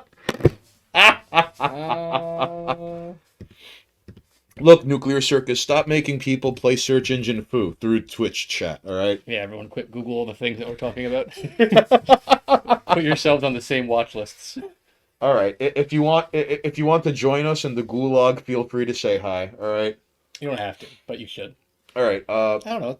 I mean, like, all right. So blackface yellow might not get flagged by anything because one word. You know what I mean? Mhm. Also, technically, if it was like, how come you were searching up blackface? I was doing research. What do you want from me? I'm sorry. I saw Song of the South, and I wanted to know a little bit more about this. All right. I had to understand what's going on in Canada. Yo, Fidel Jr. always be getting into some shit. I just had to know why it's okay over there. Why it's okay to do it 3 times? Yeah, no one gets mad about that, right? No. I'm sure they do. So, all I'm right. sure people are up, like, but then again, he's still in power, isn't he? No, I think he. Wait, hey, Canada. Was there an election, and did your guy win or lose? All right. I'll find out. What else were we going to talk about? Crimes and punishment. Right, that was the thing. That was the next thing. Unless you want to talk about food. Oh no, crimes and punishment. Something about leader of the party. This is too much to look into. I think he's still got some kind of pull there, right? Whatever. Doesn't matter. Who cares? The point is, if anyone's like, why are you looking up blackface? Something about Canada research. Hold on, just so I could hold on. Let me take this off for like 5 minutes, all right? Sure. Or like 10 minutes. Hold on. Give me. Am I good? I'm not on screen. All right. Just don't lean forward, that's all. And don't kick the camera. Okay. Maybe slide over that way just for safety's sake. Good, I got it. This fucking mask. I mean, it seems like it should be fine. Oh, it is definitely not fine. I imagine. I can see by the look on. Oh, that stitching's off. That's where it's happening. See that? Yeah. That is not aligned properly. Ah, okay. So that's where your mouth's getting pulled on. Ah, all right. I think. I don't know, man. Maybe a couple of little cuts. I mean, the other mask is already beat up. What does it matter, right? You're not wrong. I have no problem doing surgery on the mask. Just to make sure. Anyway, crimes and punishment, Haynes. And the reason why I want to talk about this was mostly just because I had an interaction last night. I had a moment. So I'm laying in bed, and it's like 5:30 in the morning, and the house I'm in has an alarm system. The alarm has like a regular chirping it does, and it's the same sound it does when someone comes in the front door. So it's 5:30 in the morning, the chirp goes off, and I'm like, what if that was someone breaking in right now? You know, like here in New York, like there's not a lot you can do against a home invader if you don't have like access to regular weaponry, Right. you know? So I'm like, fuck, if someone broke in here right now, we're in a bad spot. You know, quick call the cops, maybe grab a knife, wait at the top of the stairs, and the second someone pops up, just fucking, you know what I mean? Right. Go for the fucking killing blow if you can, or at least as much damage as humanly possible. But like, I feel like that would bite me in the ass. Even though you're defending yourself against a home invader. Yeah, here. Because we're seeing a lot of that. Like, I mean, like, I know it's probably not in most people's concern anymore. That kid Kyle, who shot a bunch of people during those, like, riots. Oh, yeah. He's, Kyle Rittenhouse. Yeah, like, he's still on trial right now. I think he's getting off. Yeah, is he? Did Yeah. that officially happen? Oh, boy. All right. The prosecution? Yeah. No, it was almost like a blooper reel. I remember hearing in that fact, the judge had to call people out and be like, do you understand what you're talking about? Because they were talking about how the looters were like looting and burning, and they were like, no, they were like breaking into places. That's arson. And they were like, no, they were just, and it's like, Right. no, what they were doing in fact, were crimes. one of the prosecutors were like, oh, there is no need for Mr. Rittenhouse to fire upon so-and-so because he was 5'3", therefore he wasn't a threat. And he basically tried to play that he's a manlet, therefore he's not a threat defense. And of course, Pohl laughed for 20 minutes straight. Sure. Like, and then, in fact, someone was like, hey, Fit, get in here. Like, it was pretty fun. Like, thread number 5. Like, it was pretty awesome, dude. So, right, Kool-Aider. It is starting to trend that way. It does not look good for the prosecution. Like, how do you bring out your witnesses and they fuck it up for you? It was so bad.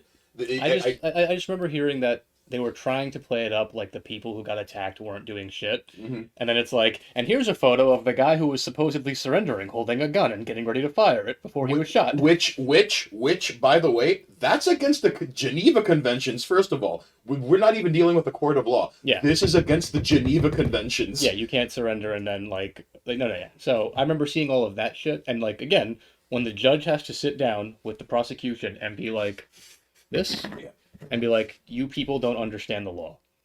Like you're trying to verbal like jujitsu your way into saying that the people who were shot by this person weren't doing anything wrong, even though every step of the way what they did was wrong. Yeah. And like by all accounts, this kid essentially, I mean, I don't know if he's a kid, I don't know how old he was. 17. Okay, so he's still like in that weird gray area age-wise. I think it depends on where you're from. But like, yeah, so I mean that's also something that popped up. The most recent one, which I told you about earlier, I think it just happened, was like the whole some concert. Okay. So Monoxis was telling me about, I think, a Travis Scott concert where a 10-year-old kid got stomped and trampled to death, and 8 people were injected and overdosed on fentanyl. Something like that. I know. I'm not sure how much of those is connected, but like, someone apparently got trampled because the fucking performer was like, "Fuck him up." I don't know if he actually died, but like, think about that though. Like, you are the person everyone is here to see. You have so much influence, and like this entire crowd is here to see you. They're gonna listen to you. Fuck that person in particular up. That person's gonna get wailed on. That is assault. On behalf of everyone who did it, that is assault, right? Yep. And the guy who called it out and made them do it, like this is the same shit. Like I mean, the same general idea of like how did Charles Manson get pinned for killings, right? He controlled the narrative of it. He made people do things. He told them what to do. Right. So crimes and punishment, like now today, I was like, damn, there's a lot of shit going on, and it's just interesting to see how all of these things are playing out in such weird ways. And there were people who were jumping to fucking like most of the people who died were trampled. Oh, so there was just a bunch of people trampled to death apparently. There was someone going around injecting people with an unknown substance, and then there was a bunch of fentanyl overdoses. So injections of an unknown substance, fentanyl overdoses. You know what I mean? Like it's not clear. And then there are people online who are jumping to be like, this isn't this you're falsifying information, and that's not what happened. And then it's just like videos of people like passing out in the crowd and they're getting dragged out. Like Wow. so like imagine so and then comparing to like the Kyle trial, this shit. Look at all of these people who are so ready to bend the law because it protects certain people and then bend it back the other way to go against others. I even saw like, and I don't know how true this is either, because I didn't get a chance to look into it. I just saw someone posting about it that there are now charges being filed against like BLM looters. Like it's taken all of this time to like figure out like who they were, what they did, do we have evidence? But there are now charges coming down on some people. Like in cities where places were burnt down and looted. Yeah. I mean, because like you have to build a case for these things. You have to because like how do you know who these people are? Most of them were like wearing masks and shit. Right. But apparently, in some cases, they were like, no, we have charges now. We officially have like we can call it what it is, and this is what you're being charged for. It doesn't not matter. Like the circumstances of why you did the crime doesn't matter. Mm-hmm. It's kind of how like if someone goes, oh yeah, that guy like raped my daughter and I killed him, you still get charged for killing that man. Oh, real quickly, something that this kind of crimes and punishment. And it does fit with current events, but like, all right, so a female high school student was sexually assaulted by a trans student in the women's bathroom, and the mother of the alleged perpetrator said, "You're 15 years old, you should have defended yourself better." Wow. Yep. Wow.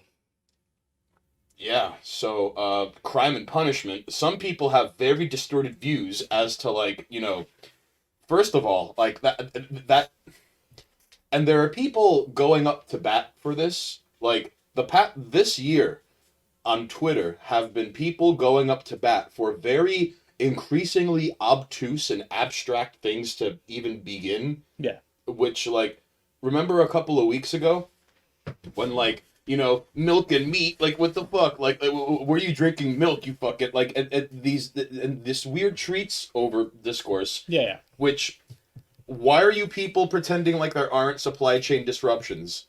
What is this weird Biden to Chapo Trap House to chattering useless class on Twitter? Why are you supporting this? This is so gross. The trend I've noticed is that people are rotating the hill they die on. Mm-hmm. That's the only way I can describe it. Like, something happens, and based on a previous instance of something similar, or just any like one-to-one, like, so this happened to this person, therefore now I have to hold this hill, like I have to stand on this hill. Right. That's what I'm seeing a lot of. So like in the instance of the Kyle situation where it was like, no, this is pretty straightforward if you look at it objectively. The kid was there to help. He had the proper licensing to have the weapons he had. He attempted to defuse a situation without violence. The other side, who was about to commit arson and probably hurt people, And this kid got attacked by multiple people and was jumped. yeah, they escalated it. He fired, which was within his right to do so. False, what's it called? False Surrender. And then an attack, again fired. So, like, everything about this is objectively going one way. But the people who are in support of the protests were like, absolutely not, the law does not apply to us in this instance because protesting. Right. Like, because institutional racism happens, we're allowed to break all the laws. Yep. And you see, and even with this whole weird concert, people being trampled and it's like, stop spreading the narrative that people were killed at this venue and that the person performing didn't give a shit. Listen, most people hear what they think. Yeah. All right. And I remember, unrelated to everything, but a perfect example of this is, all right, once upon a time, before Gamergate, there was this thing called the fappening. I remember that, yeah. So, I remember screen caps on a certain, on B, basically. There were screen caps where people were coming back from, like, deep cover, like Tumblr, and, like, you know, like, no, they would never do, no, they would never do such a thing, and da-da-da-da-da-da-da, and people would be in the replies, like, eat shit, and it would be, like, links to the actual nudes, and it's like, no, it was really fucking, like, sad and overhanded, but, like, gross and kind of exploitative, but the whole point is, it's like, even in face of evidence and what is clearly unfolding, people are willing to be like, no, in fact, X, Y, and Z, which is, like, now and it makes less than 0 cents. You know, these are well, like, okay, what I've been calling rearranging deck chairs on the Titanic, you call, like, rotating the fucking hills they're dying on.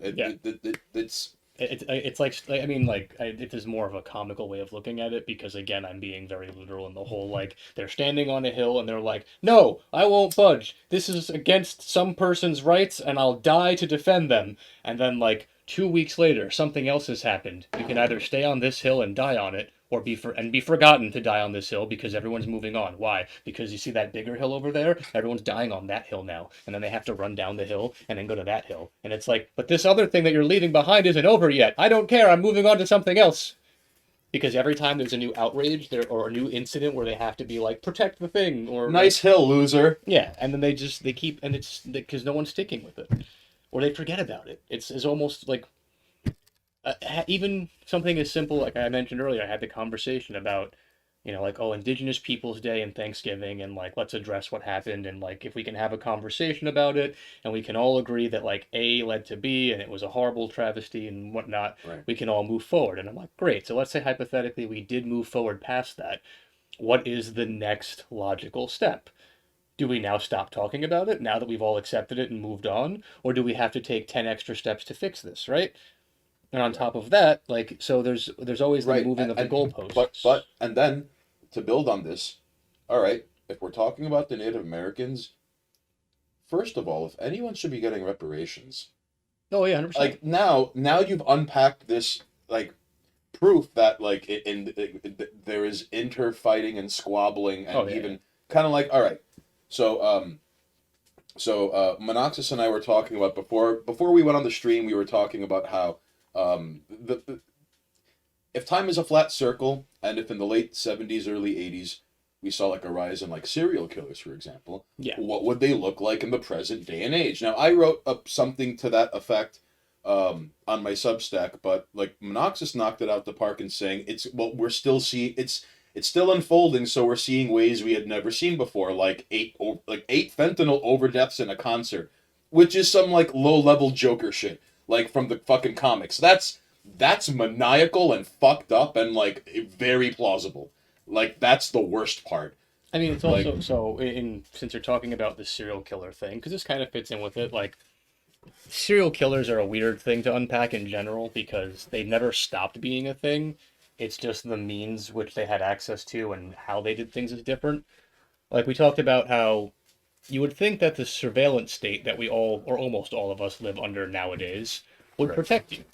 But, so let's take GPS. Like, that's one of the big arguments of, like, all right, so someone dies, or there's a spree killer, or a serial killer who's Right. hitting multiple locations and hitting different types of people, and they've got, like, a target audience they're going for.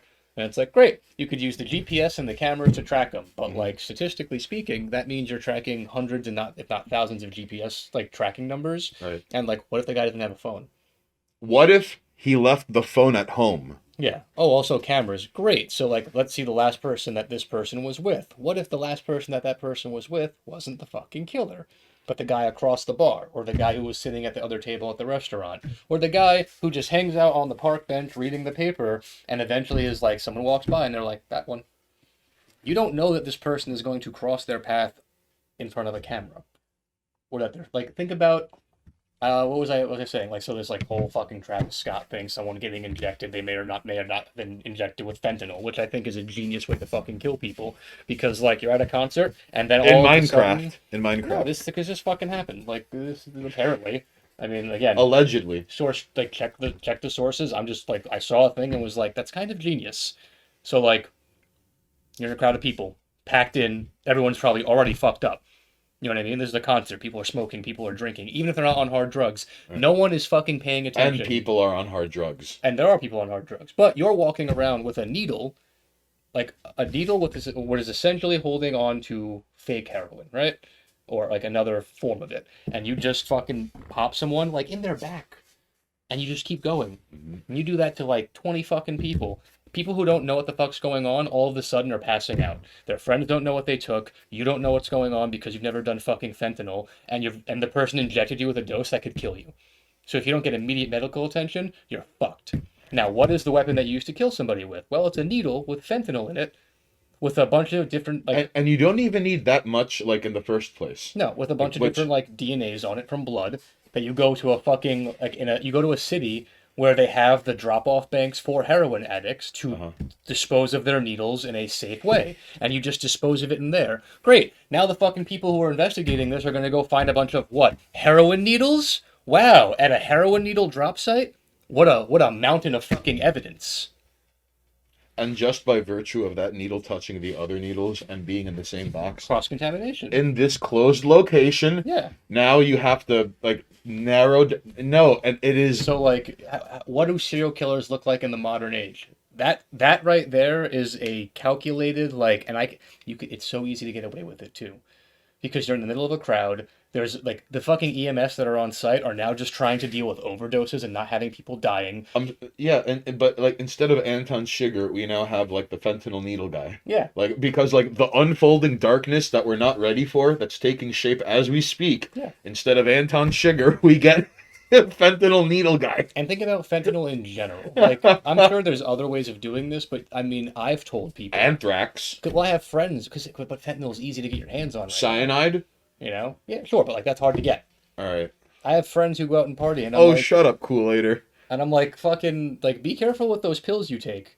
Be careful, is like, because like fentanyl is not a thing that is just in like an injected form. They can be in pills, and the same way people used to They lace. could be in blow. They could be in heroin. They It can, could it be... can be crushed down, and you can be snorting your fucking coke, and there's fentanyl in that. You can go to take your ecstasy, and there's fucking fentanyl in that. You know those candies you eat that are fucking supposed to be gummies? Like, did you get them from a source who you can trust? Because someone could put anything in that. Remember when people used to lace weed with coke? Oh, man. Like, and there could be fentanyl in that. In anything. So, like, every time someone's offering you some shit, you gotta be careful. So, Thupa goes, I think I'm acquiring a new hill to die on, as my fascination over a very shitty recent cartoon or so-called anime is growing by the day. It scares me. What anime is that, Thupa? Danger goes, dude, what you're talking about is why I'm scared to go to clubs. Yeah. I mean, don't get me wrong. I'm not saying don't enjoy yourself. What Monoxis is telling you is you'll die at a Travis Scott concert. Yeah, well, kinda. Your chances of dying at a Travis Scott concert are higher than they ever were. Your chances of dying at a Travis Scott concert is higher than a weekend in Australia. Like, And it could be some rando who's just going around and like God knows what their method of targeting people was. Mm. It's something I had to mention. Because we still don't know what the victim makeup is, and because and think about the necessity to keep something like this under tabs, Yeah. so you don't freak out the public. So now think of like the time and effort and the legal departments now getting like first of all, Mr. Scott has to answer for this 10-year-old child, maybe. Well, maybe, and this is why I brought it up in the crimes and punishment. Like, is he going to be held responsible? Because there's video footage of him being like, "Fuck him up." And it happened to be at his show when fucking ODs are happening, when he's like microphone people in the back, paramedics drag. So, as the world turns, I mean, when you think you've seen and heard everything, and yes, even though ancient-based Chinese guy said there's nothing new under the sun, I, I beg to differ. Sure. That's the fentanyl over in a fucking Travis Scott concert. Well, a fucking no. To watch. First of all, what is a 10-year-old child doing in a Travis Scott concert? Fortnite. He did a Fortnite concert. Oh, this is Fortnite. No, but like, I mean, he did a Fortnite concert, and I imagine his reach to children, thanks to that, is much higher. oh, so you see, we finally have a reason to go against Fortnite after all these years. Genuine, proper, valid. Listen, things come and go, and Fortnite, like anything else, cannot stay at the top. Nothing stays at the top forever. So Fortnite, I can only pray that it goes sooner rather than later. It has worn out its cultural stand-in. We have no need for it anymore. The same way you can't... We have evolved and grown past the need for Fortnite. You can't blame... The same way you can't blame music. How long has Fortnite been around for? I don't fucking know. Because if it's been more than 5 years, we can move on officially in proper capacity. 5 years is the cycle for anything online. Team Fortress 2, Gang Garrison, Salty Bet. Anything that goes on longer than 5 years, it's becoming like fake and gay. Or like it just starts to mutate into its former self. It becomes a parody of a parody. I don't know, man. I don't play Fortnite. I've never been interested. There was a brief moment where it was like, "Have you heard of this thing?" And I was like, even the Daily Show, 5 years after it was just like, Bush, LOL, da, na, na, na, na, na, na, na, na, na. It kind of became pedantic and it became a parody of itself. And then comes the unfunny Trevor Noah. The point is, 5 years just tends to be like, if it isn't, 5 years tends to be the life cycle of an online community. Okay, so if Fortnite is 5 years or older, we could finally move on officially, like in proper capacity. That is all I want. Sure, but like, we're not here talking about fucking Fortnite. I know. We're talking about crimes, criminal behavior, and the punishments for it. So serial killers are going to end up having these new ways of doing things, and now, this whole thing, the reason why it bothered me, I mean, I didn't know shit about it until I just read the little bit, and now I'm getting like little things like, oh yeah, most of the people who died were trampled. Okay, good to know. There were trampling deaths. How do you hold someone accountable for that? Like, who gets held responsible? Do they even have like not surveillance, but like video footage of the concert? They have to, right? It's Possibly. Damn, you're right. Although TF2 is like 13 years old, but its peak numbers these days for other reason, even if it's not being talked about outside its community. I mean, some things last forever, and sometimes you just realize it's not good after you play it. Listen. For what it's worth, though, let's put a pin on this for just 1 second. Okay. Danger. All right. So, Team Fortress 2 came out at the tail end of 2007. I got into Team Fortress 2 early in 2008, which has garnered me the Silver Service Medal badge. All right. And then if you got it in 2009, you got a bronze one. Okay. But if you got it in late 2007, you got a gold one.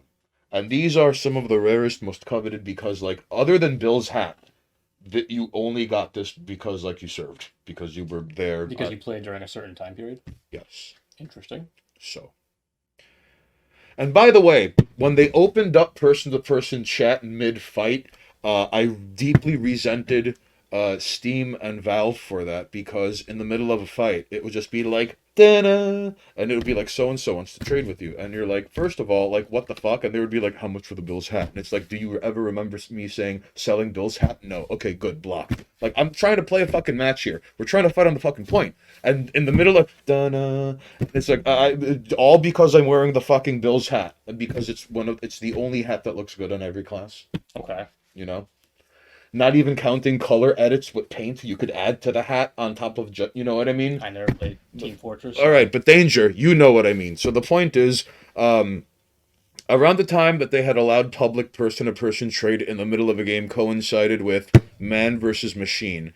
And Man vs. Machine was the very final update, and where it was like, this is just getting in the way of people playing deathmatch and like fucking capture the flag and fight on the point and carry the intel and medic, need a dispenser here, medic, oh my god, there's a sniper on the roof. And then you like respawn 10 seconds later.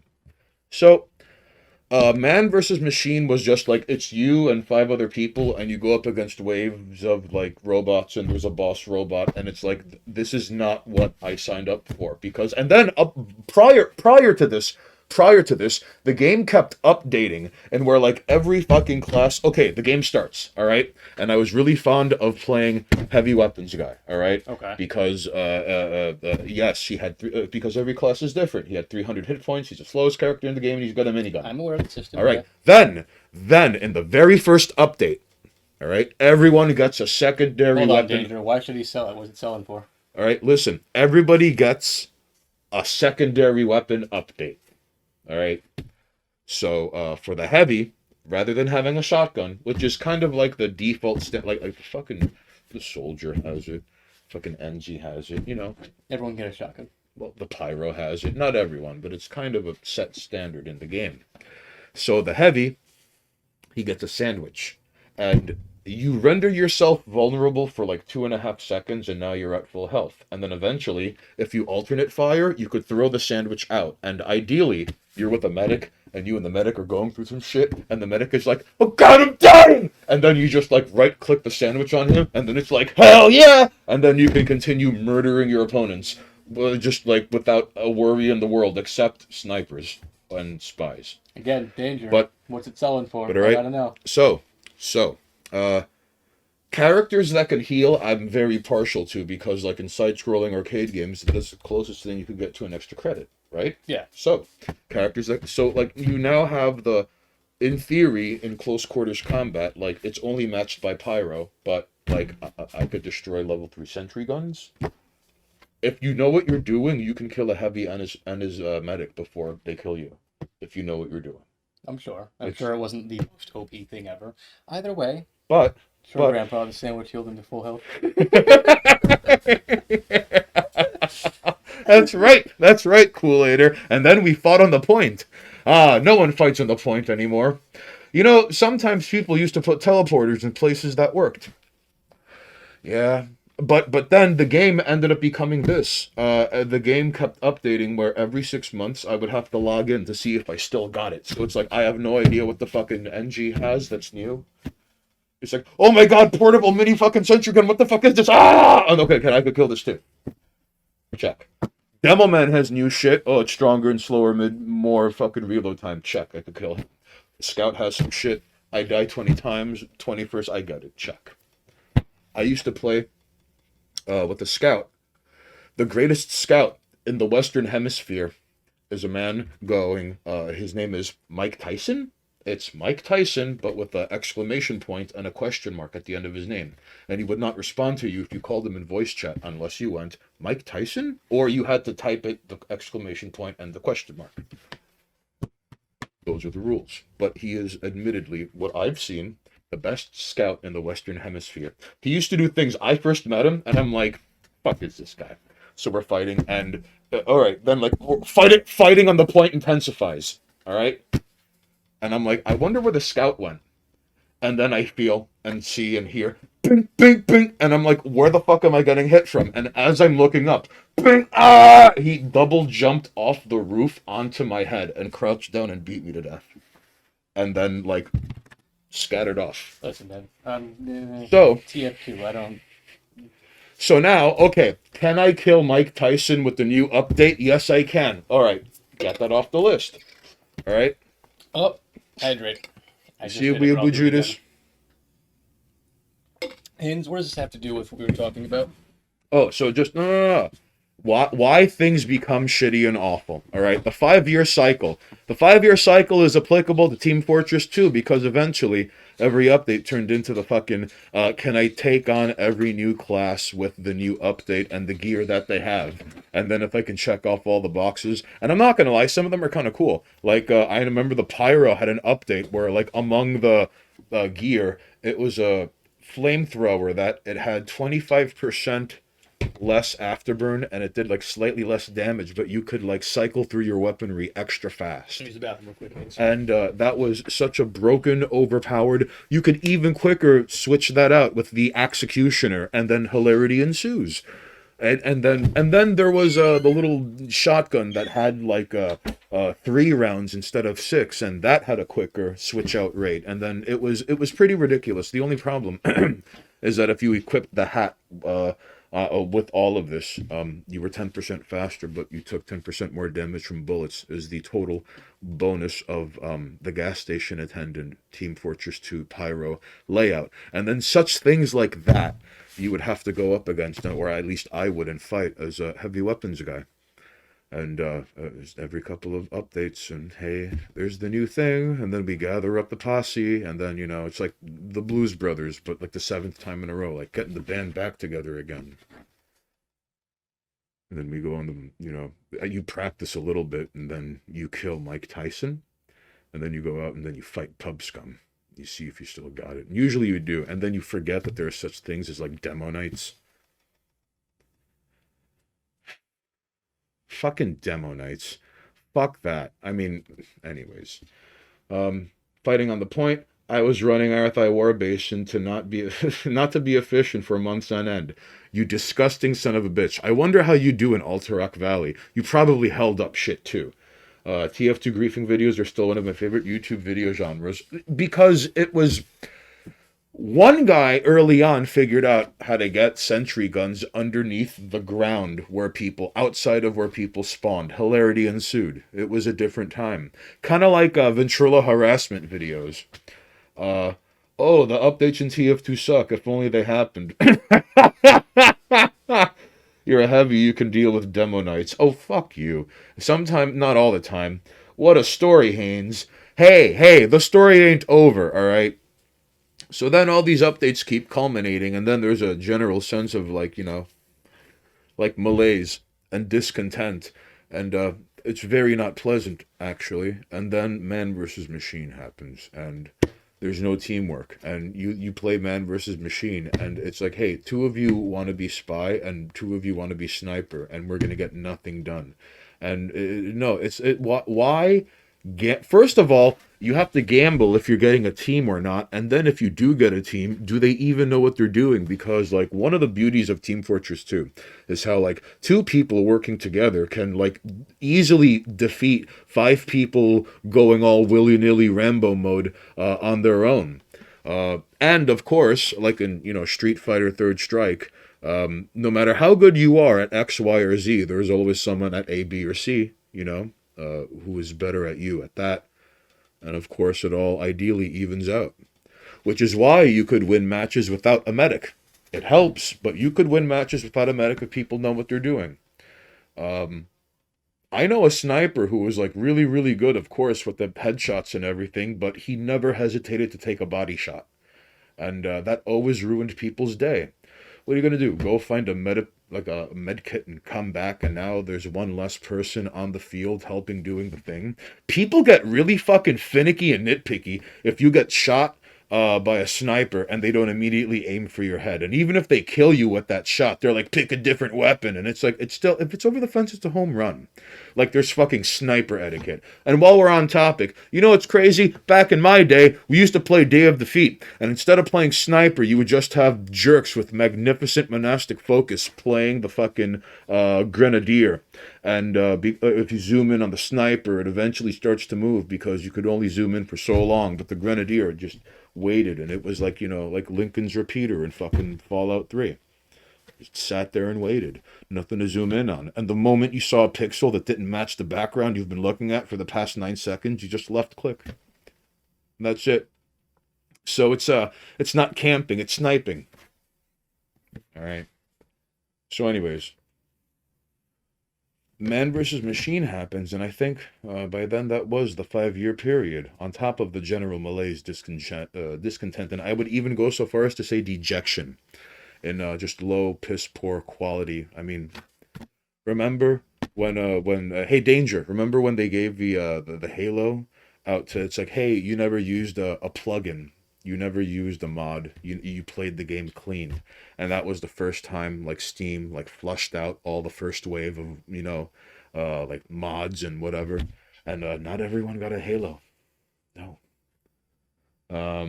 Thank God you didn't do Mobus. Well, I the last time I had fun gaming on multiplayer was actually a Gang Garrison. Gang Garrison is side-scrolling Team Fortress 2 on mostly vanilla. Gracias por tu consideración. I hope you heard the jingle, and unfortunately I can't tell from here. Monoxus, of course, is currently in the middle of putting random homeless people and maybe a streetwalker or two into a kata hajime. So I'm not that old, but I heard of it.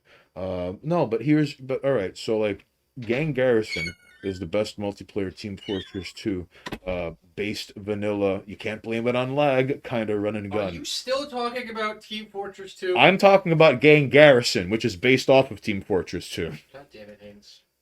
So, We come here to talk about Team Fortress 2 or Gang Garrison. Tedverse, gracias por mirando aquí.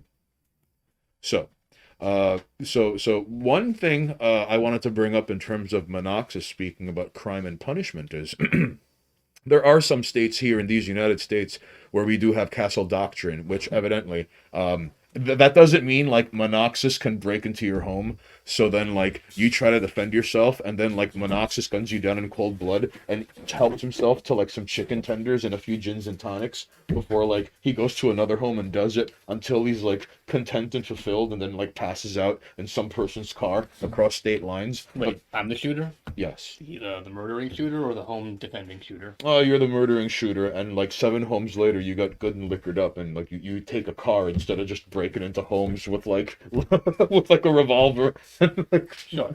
Yeah. with a belt of ammo and just fucking like rib stains on your shirt. I would hope if I was doing that kind of thing and being in a place where everyone else has guns. See, that's the problem here, is that if a motherfucker breaks into my house with an illegal firearm, my only counter to that is to also have an illegal firearm. Which is nonsense. Wait. No. Wait. Is this taking castle doctrine into consideration? No, I'm just talking about living in New York and why can't I have a gun? Okay, then that means there is no castle doctrine. But that's because, like, well... Have you tried pulling down the mask? Kool-Aider, this mask is very tight and uncomfortable. Come on, camera, focus. And you see, Monoxus pointed out the fucking stitching. What did you do? Monoxus pointing out the stitching on the chin that is on the other side that is pushing some bullshit nonsense. It's stitched wrong, guys. I looked at it. You see? It's over here. That mask, but it's stitched wrong. It's over here, and it's all fucked up, and that's why it's pushing up on the face. All right, Kool-Aider? Listen, leave the man in his mask alone. I'll be back to normal next week, all right? You jerk. He'll be fine. The Supreme Court is actually set to strike down some of New York City gun laws. Really? Here's the thing. Like, because I call bullshit, but please. Democrat cities often have the strongest and most stringent anti-gun laws. No. We're also going to have a black cop. That's true. But hear me out. Places with very strict gun control laws tend to have very high crime gun rates. Just look at Chicago. Like, how do you explain Chicago? Really? Hell, I love how part of American history is in the mid-2000s, perhaps even earlier, Chicago earned the name Chirac because there were more people dying in Chicago every day than Americans overseas in Iraq. And there were periods where there were a lot of Americans dying in Iraq overseas. And you know what beats them out sometimes? The city of Chicago. Yeah. That is fucking incredible and insane to me. I mean, like that's just one of those. It's hard to even talk about. Not, I mean, because logistically, it's hard to even really break down what the fuck's going on over there. Right. Clearly, there's a illegal firearm issue. I don't think that's not for debate. That is clearly a problem. And the police, I guess, don't have enough power to crack down on it, and the federal government doesn't want to help. But it almost feels like it's happening naturally, and they're allowing it to happen. It's as if someone wants it there. Yeah, I mean, the other thing would be like complete incompetence. You know what I mean? Those in power just they don't have solutions. Hold on. It says, I don't think I could post links, but if you Google Supreme Court New York gun laws, you'll get some news links. Ooh. A lot of Googling tonight, but fuck it. Why not? All right. Listen, Fupa, I'm very sorry that we are not in the process of respecting you, but please stop pointing out the background. Excuse me. Being No, the camera was being focused stupid. Oh, all I right. don't know what the hell happened. It just decided to. Now the camera's gonna have to be focusing on that now. Can you focus on that? Focus on that. Focus on that. Focus on that. Focus on that. Focus on that.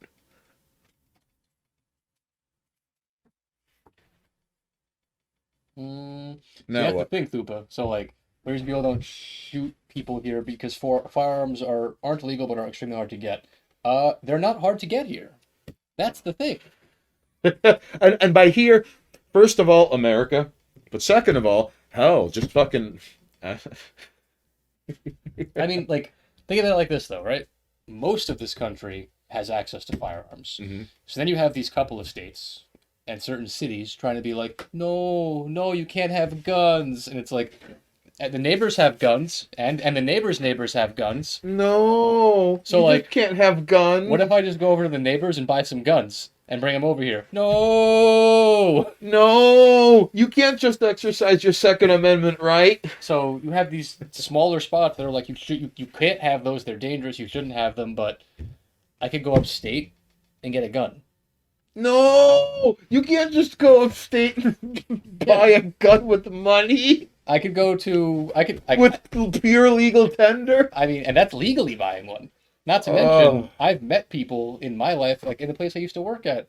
I had a homie, I remember once we were talking about it. We were talking to a gentleman who used to come in, and he would make his own guns. And I was like, you know what? I don't even want to know. Some older ex-military dude who was just like, oh yeah, I have like my little workshop and like I put together my own firearms. They're not like high-end stuff, but he's like, oh, it'll put a bullet through someone. Might only get 1 or 2 shots off, but like he could do it.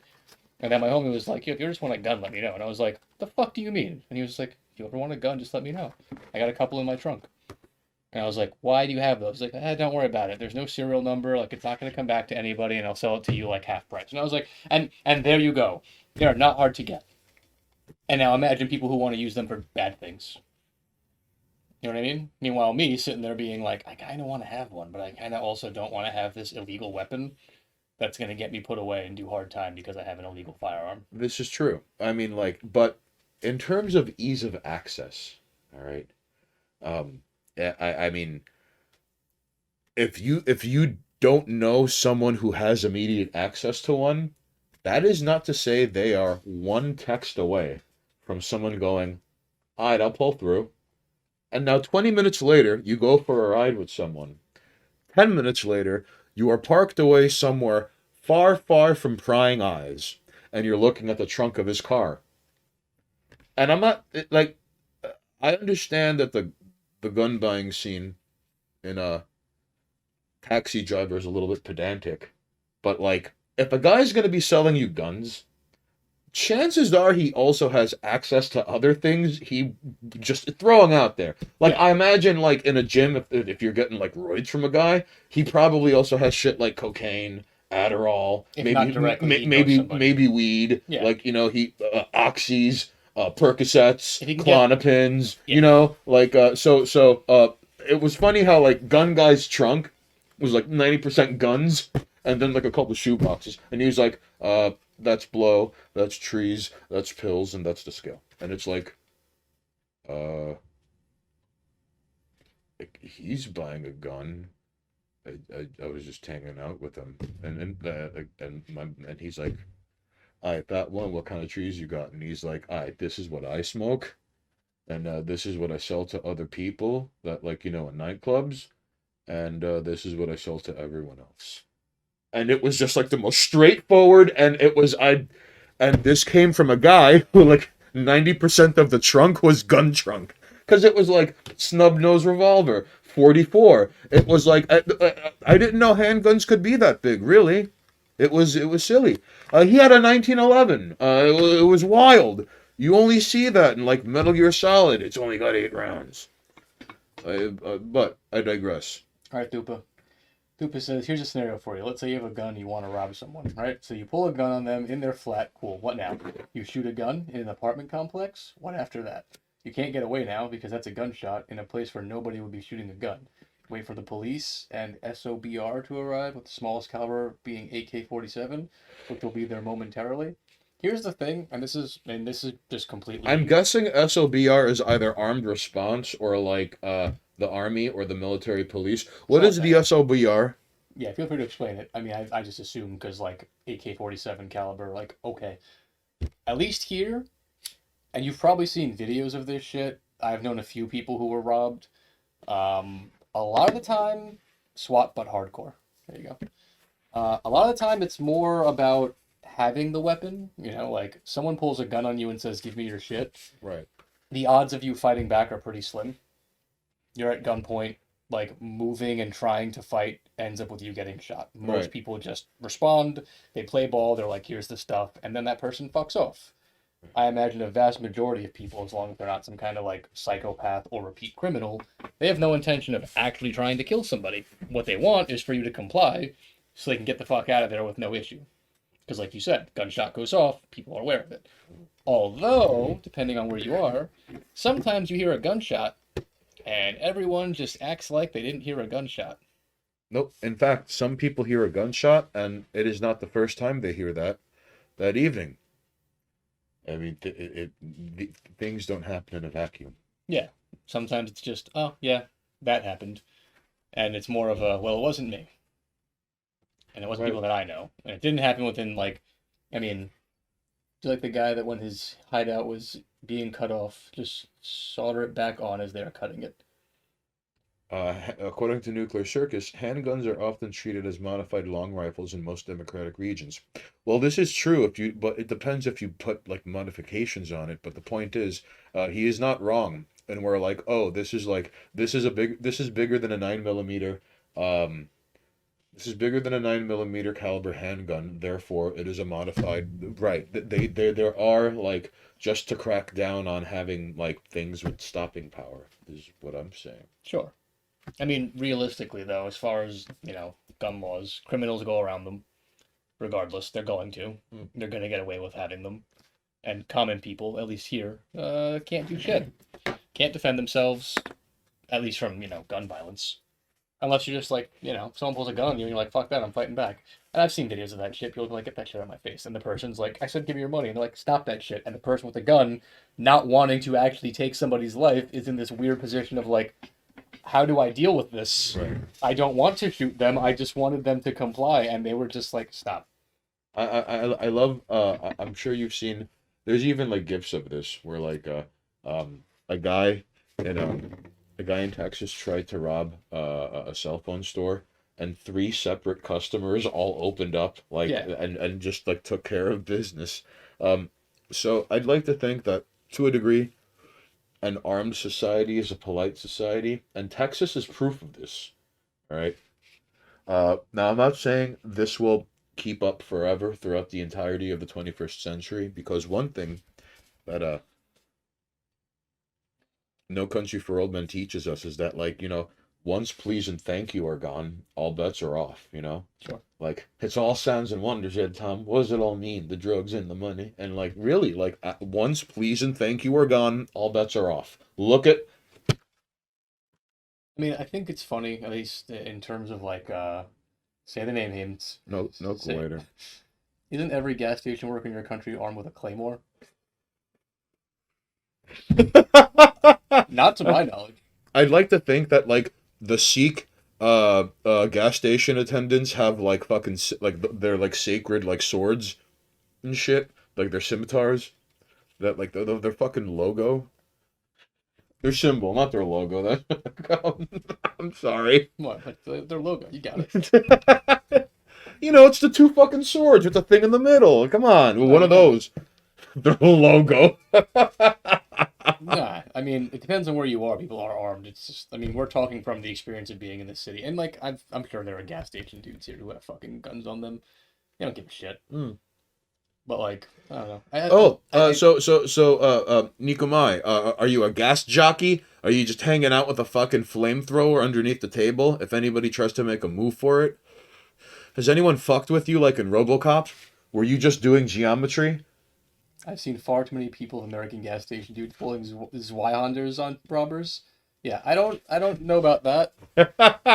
I've seen shotguns. I've seen baseball bats. Oh no, I've seen like machetes. I've seen like Machetes actually are I think are more common, but that's also just because culturally those are brought in from like South America, where they're just kind of common use. Right. You know what I mean? Like, well, there is some utility behind it. yeah, and then it's just like, yeah, it came with me because I brought it up with me. Right. I don't know. I think the funniest thing about like all this gun violence shit is one of the major solutions to gun violence would be, well, first of all, decriminalizing drugs, because a lot of gun violence is linked to drugs. Yeah. And improved quality of life in general. Aside from beefs, like motherfuckers, if a motherfucker's gonna kill somebody because he wants to kill somebody, like they got a reason to, you're not stopping that. Gun or no gun. If someone's out to get somebody, they're probably gonna do something. You know what I mean? Yeah. All right. Versus like robbery's gone wrong, or robbery's gone right, depending on how that how that. Are you calling for a kind of easing of restrictions so that like if and when there are beefs to be settled, hopefully, with this listen, are you able to have like a brief window of like, all right, everyone get your beefs out the way? No, what I'm saying is, a lot of this gun violence and the high crime rates, with the exception of this person had a reason to kill this person, there was intent. Or like the mass shooters, which again is the media likes to play it up like we've got mass shootings happening all the goddamn time, but those are isolated incidents, and those people either are unwell or were pushed to a certain extent and then lashed out, right? Right. But a vast majority of gun violence in this country is either like robberies or drug deals, and then like shit just goes wrong and people get shot. Or just straight up murders. But that's like the intent, you know what I mean? Well, that those are the people who went out to kill somebody, but that's not the majority of them. Well, I mean, it's people robbing people because they don't have anything else. They have no money. They have no means to anything. And people doing drug deals or illegal dealings in general, shit goes wrong, and people now get shot. Or like, yeah, we're exchanging drugs for money, and then like, oh, and bang, well, now I have the drugs and the money. You know what I mean? Deal. So if there was less of which you can find in spades in every fucking city in America by the wagon full. This is, in fact, like a drug deal gone wrong is happening somewhere in like fucking Miami right now. And like 2 Cubans are getting gutted by like a Dominican or a Haitian, and he's like ever so hastily walking out, not realizing that fucking like even if you use a silencer, hotels have fucking cameras, if not in the hallway, in the fucking lobby. And this guy's a fucking amateur, but he doesn't know any better, and like he's way in over his head right now. That's happening in fucking Miami. There's also the occasional like people get into a squabble. And if you're in a gun carrying place, even if you're in like a city where you aren't supposed to have those guns, right, people get into a squabble, and the immediate knee-jerk reaction is to pull a gun because, like, instead of fighting, you're like, I'll just shoot you. But higher quality of life, more money, better jobs, and removing restrictions on drugs, I think you'd see a good drop. You wouldn't see it disappear. You're never gonna see it fucking disappear. But you want to drop the crime, like the gun violence.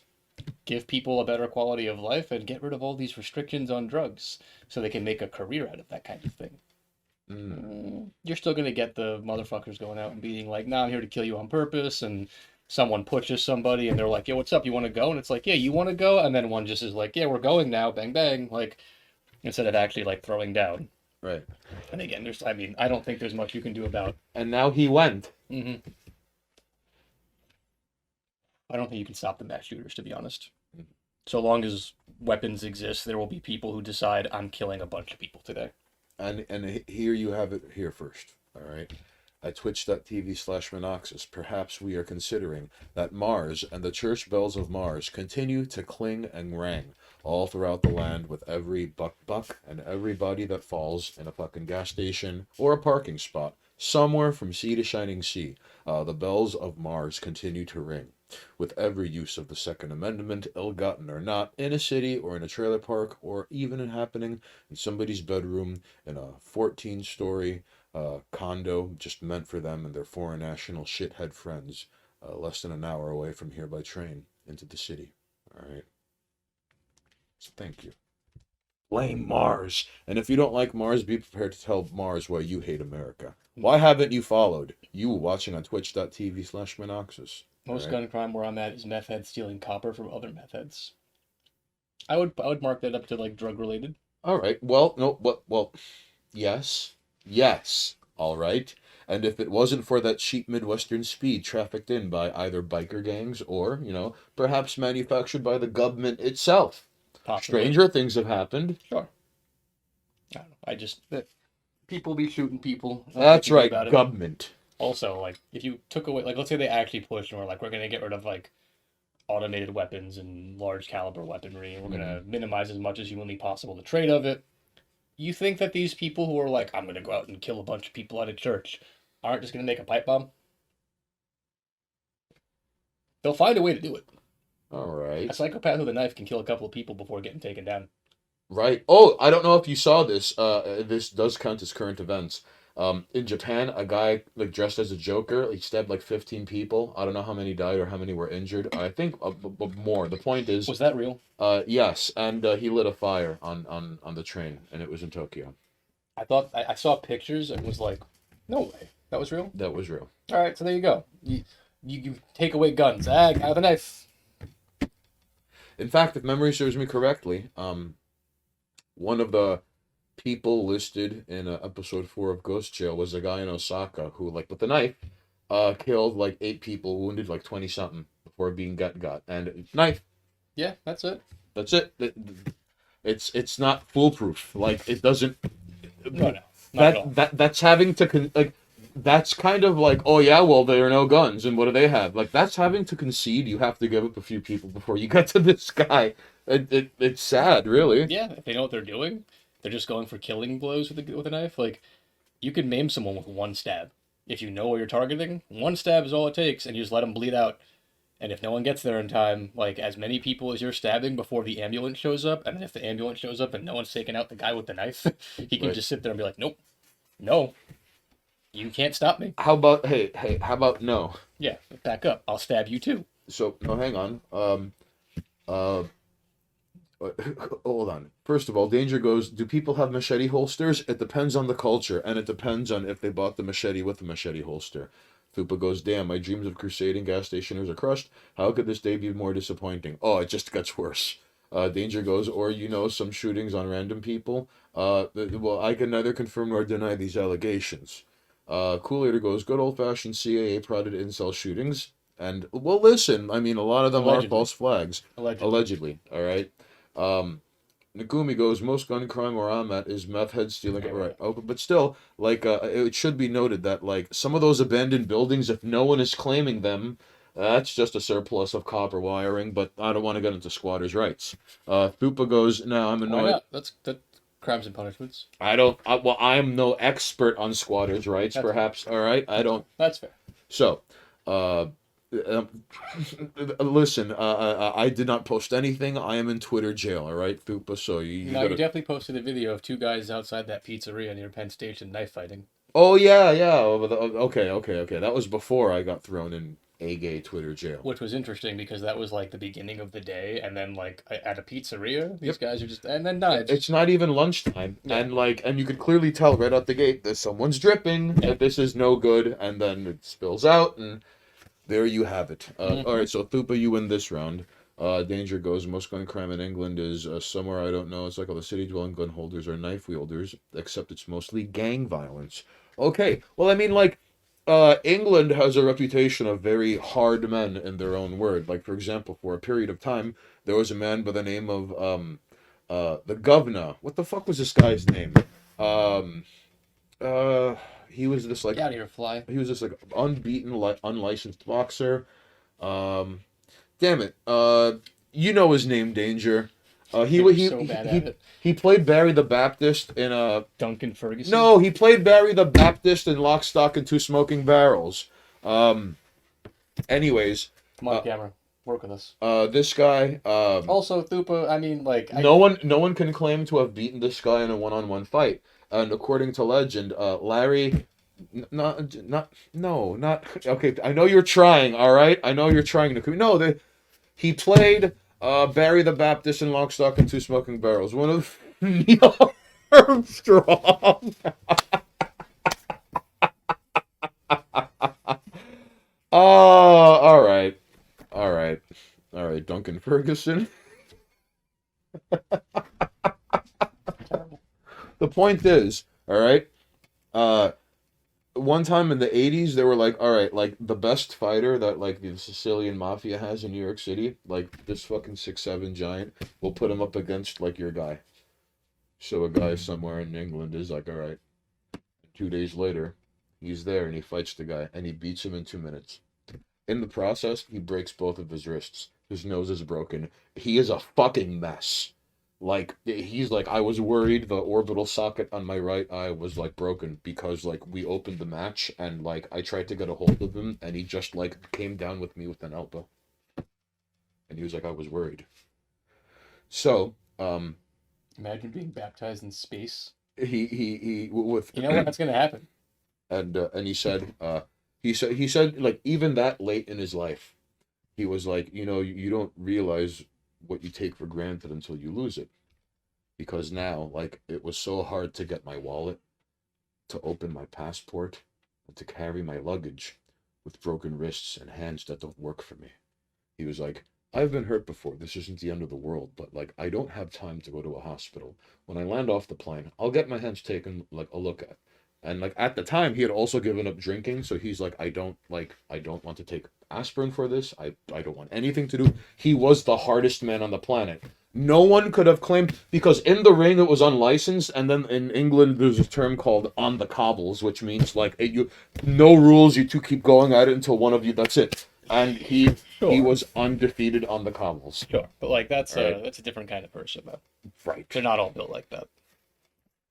Larry, no, what the fuck was this guy's name? No, this is fucking killing me inside. There's a fly in here that's bothering me.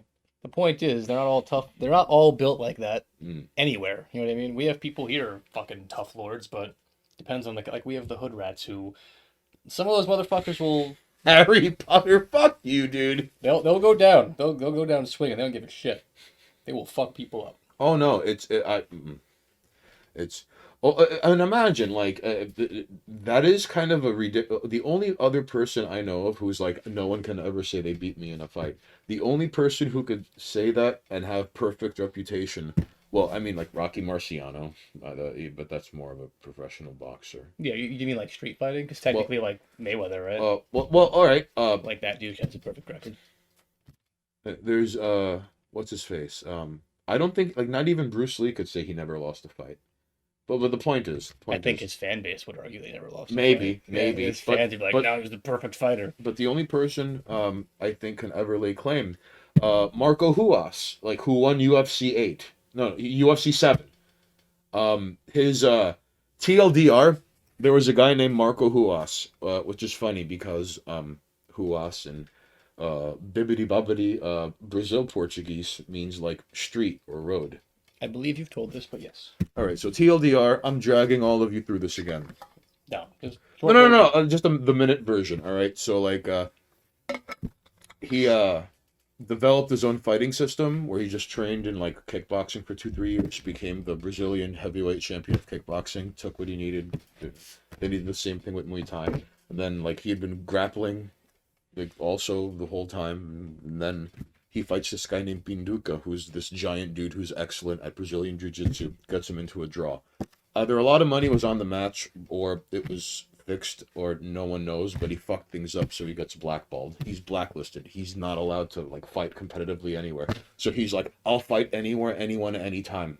Yeah, and he gets challenged the rest of his life, right? Yep. That was the whole shtick. And then so, like, even when he's out with his wife and kids at, like, a fucking restaurant, he's like, are you Marco Huas? And then that's it. Game on, right? He's on the beach with his son, and he's like, yeah, game on. And then going food shopping, game on.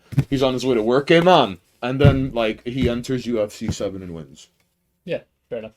Okay. So, him and Mr. UK Tough Floor broke his wrists. Yes. So Whose name we're gonna go with is Larry. the We're gonna go with Larry.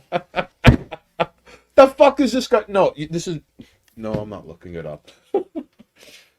But he played Larry. Larry with his broken wrists and his undefeated record. Larry, the governor. Yeah. Well, the governor. Come on, you can look him up like that.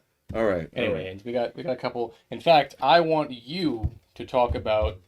I'll just take a minute. It says, "Hey," and suddenly Orthodox Nervosa slips out of now. Yeah, see, let's not do that. I mean, that's a whole different. That's you pay for that kind of thing.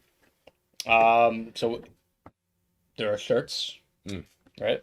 And now there is international shipping, Right. and that's something that I put on the topics. All right. Just because I got the brief version of it, and I kind of want to hear what the process was like. Shirts. Because, like, apparently, fucking, you now have... So, I didn't know couriers were still a proper way of getting things across the world. Yes. And that's a thing now?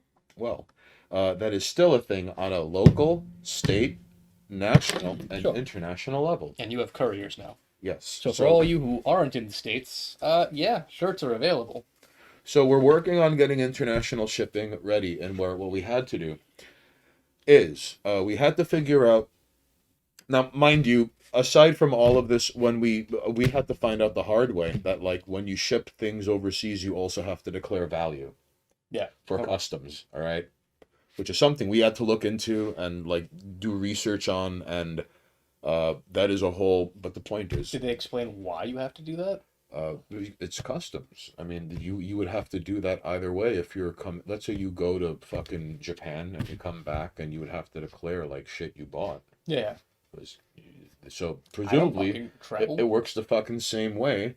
If you fucking send shit, you have to either way that the customs has to be filled, which is like, even if you were to go, like, even like, are you here for business or pleasure, you know? Yeah. Like that, something has to be marked, which is why are you fucking with this country, explained away on legalese. Sure. But when they say the value, I assume they mean, like, what you paid, yeah?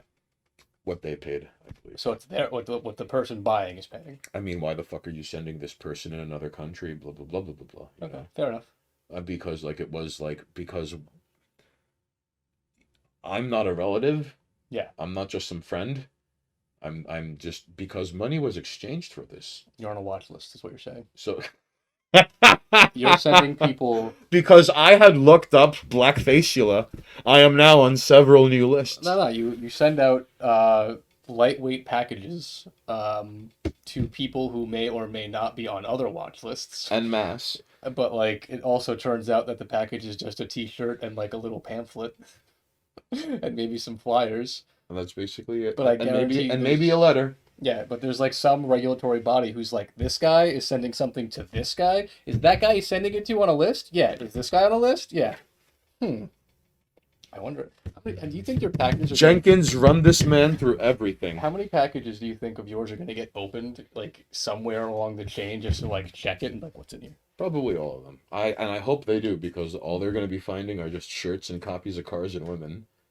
Yo, if someone doesn't flyers. get their Cars and Women, You know, and I bet you there's gonna be, like, one dude who opens it up and he's like, yo, this is pretty tight. And then he has to fucking, like, rewrite with my shitty handwriting and attempt to mimic it, and then, like, put it in a new package and predate the postage and send it out and, like, drop it off immediately. Just because how else do they go through your mail without, like, imagine, like, you got an envelope and it's clearly ripped in half. yeah, Like, it's been opened. and you're like, dude, why'd you send this shittiest envelope? And you're like, I posted a picture on my Instagram what it looked like before, you know, I sent it out, and it's not what you're holding. So, you know what I mean? And And for a new list, yeah, I mean, I guarantee it's happening.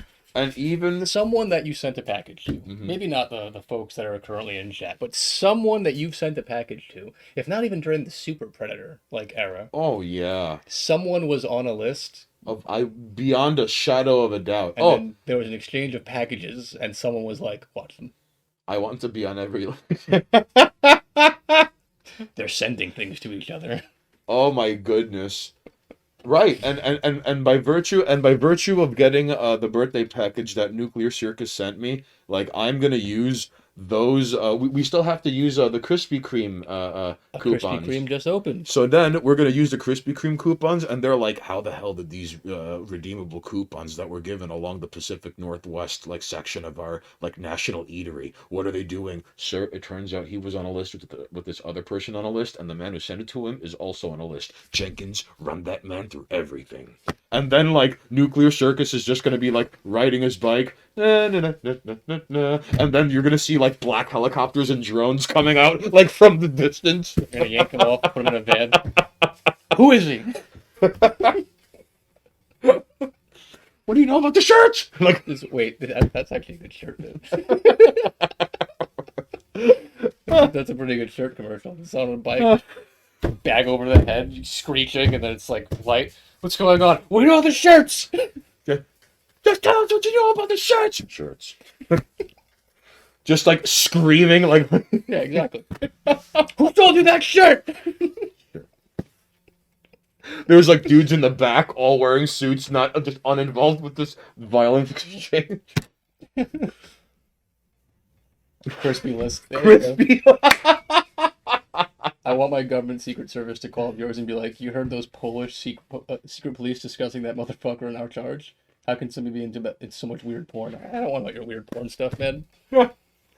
Intelligence agencies going to other intelligence agencies, going like, "This guy in your country, what the fuck is up with that?" It's like, look, I don't. Here's what we have on him. Just Here, take this. This is what we got. Have fun. Now you're on the crispy list too. Listen. I am not against. You know what? We really need a PO fucking box. We really need but one. like the issue with the PO box is the size of those fuckers. I spoke to the post office people when I had to get. Oh, so we still have to get the international shipping and how we set this up and. Now we're talking about the post office and the list, but yeah. So you actually looked at the PO box. Yeah. So I told them, like, hypothetical situation: we get a 3x3x2 post office box, and somebody sends us something like a suit of armor from Toledo, Spain. Did you use those words exactly? Yes. Awesome. Okay. And I was like, and they were like, okay, well, we would have to hold it for you, but we would have to let you know, and there would be like a few days because we can't hold something like that. Yeah.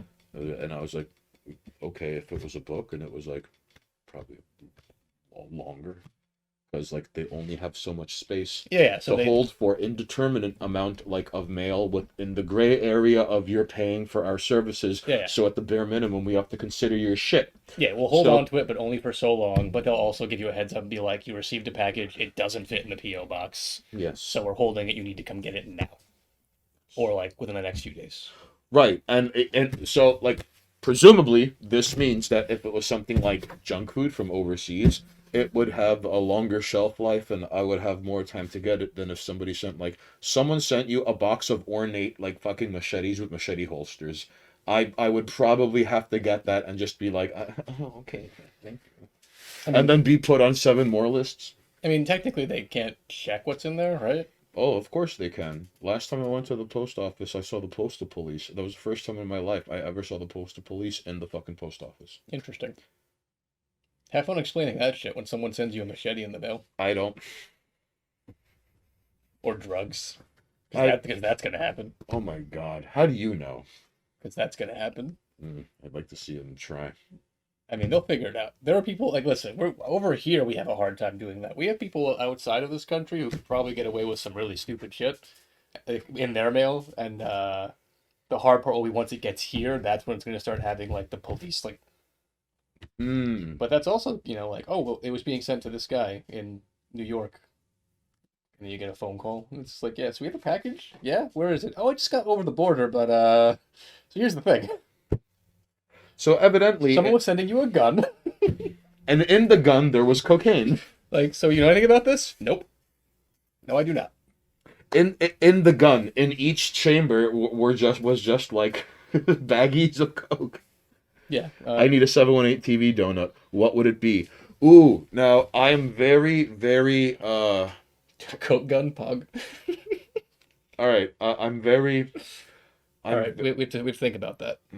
I'm tempted to say that it's got to be... A toffee drizzled Krispy Kreme? No. A toffee drizzled French cruller? There's no toffee. There's no toffee anything. A toffee drizzled French cruller would be mine, but I'm going insane with demands right now. I mean, I'm a pretty simple man when it comes to You would have to put sticky ashes and stuffed peppers. you would have to you would I don't know, nuclear circus. I imagine toffee would have to be involved, but I am very partial to French crullers. Not gonna lie, the blueberry I could fuck up a whole box of blueberries on my own. I'm a kind of a basic bitch when it comes to donuts. I just like pretty regular glazed donuts. Ah. Although if I was to say like get custom made donuts, I would probably have like the words mean things red eye as the donut. You know what I mean? Right. So that would be a thing. Oh, that would be pretty awesome. But that's also that's now just branding. It's not really. I mean, I don't fucks with crazy weird donuts. I mean, maple donuts are pretty solid. Oh. I do like me some maple donuts. Okay. Like maple frosting. So even Squat Rack McGee over here has a specific selection when it comes to Krispy Kreme. I mean, I actually don't even. I haven't been to a Krispy Kreme in years. The last time I had a donut was like Dunkin' Donuts, and it was just like I'm getting a cup of coffee, and I was like, oh, they got the maple donuts. Give me one. And that was like the only reason. There you go, fly. I see you. Don't move, you little bastard. They moved. Oh, Fly's quick. Oh, so listen, you too can place bets on if Noxus can kill the fly before the end of the stream. Don't do that. Because now I'm on the clock. So I don't want to do that. I'll get him on the fucking when I have room to actually spray him with something. So Thupa goes, that man is both that man is both on our to watch, dropped, and currently under surveillance lists. Who is this man? Why, this wrestler man getting repeated shipments of bread from Russia. Sending people bread. Although I hope it's the Russian black bread. That's so tasty and delicious. You could only get that in Russian bakeries, like at Brighton Beach. It's like Super Soaker, but it puts coke directly into your bloodstream and internal organs. The coke gun? You prick. It's like the needle gun from Fallout 2, but with cocaine. Very, very pog. Can't go wrong with the Boston cream. I don't mind them, but again, I'm very basic. I like a donut with just like something sweet on it, but like nothing crazy.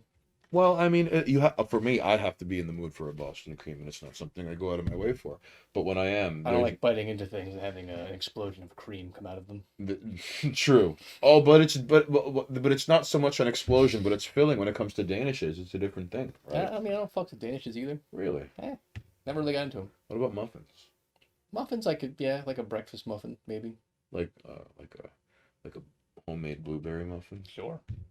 All right. Blueberries probably the best, but yeah, a bias towards blueberries. I like coffee cake muffins, but that's a different story. Those are solid too.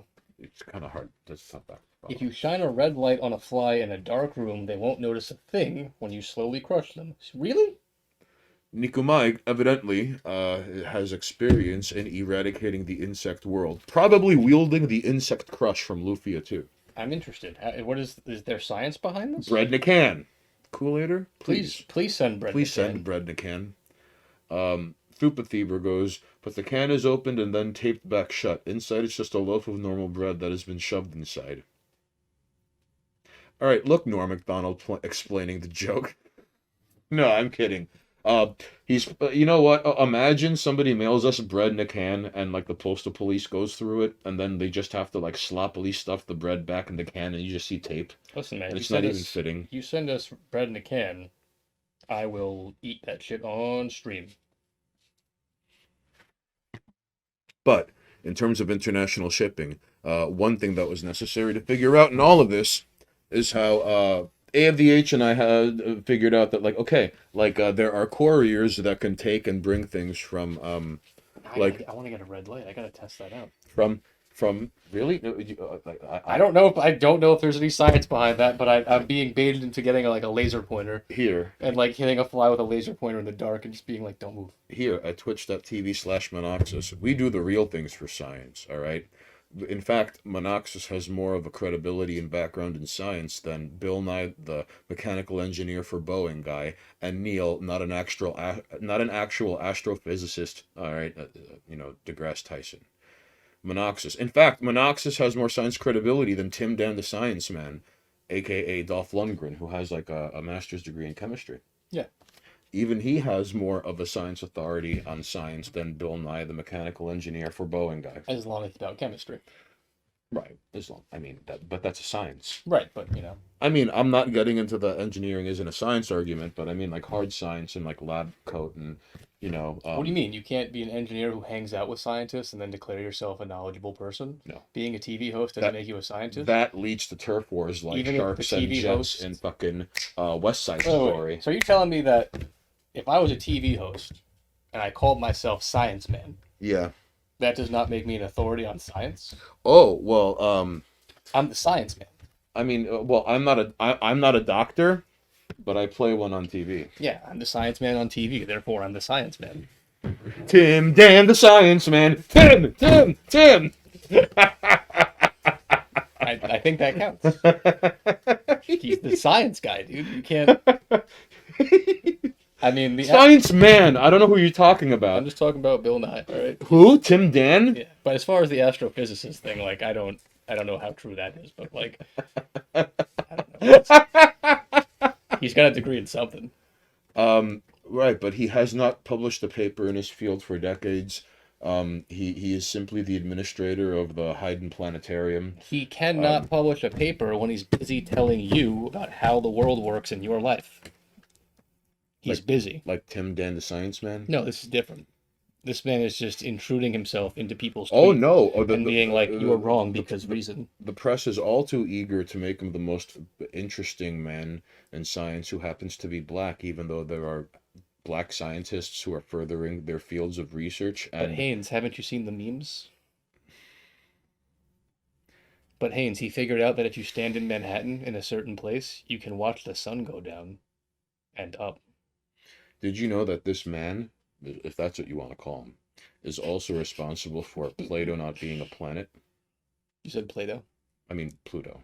Pluto, but Pluto's not a planet. Listen, Plato is more of a planet than Pluto, according to fucking Neil, not a scientist, deGrasse Tyson. But Haynes, still, Pluto isn't a planet. this guy, eat the peanuts out of my shit, It is, you Philistine. It is a ball of ice. No.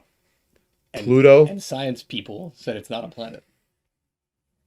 So, What good has science done for us lately? I'm just saying, science also... They keep dropping the ball.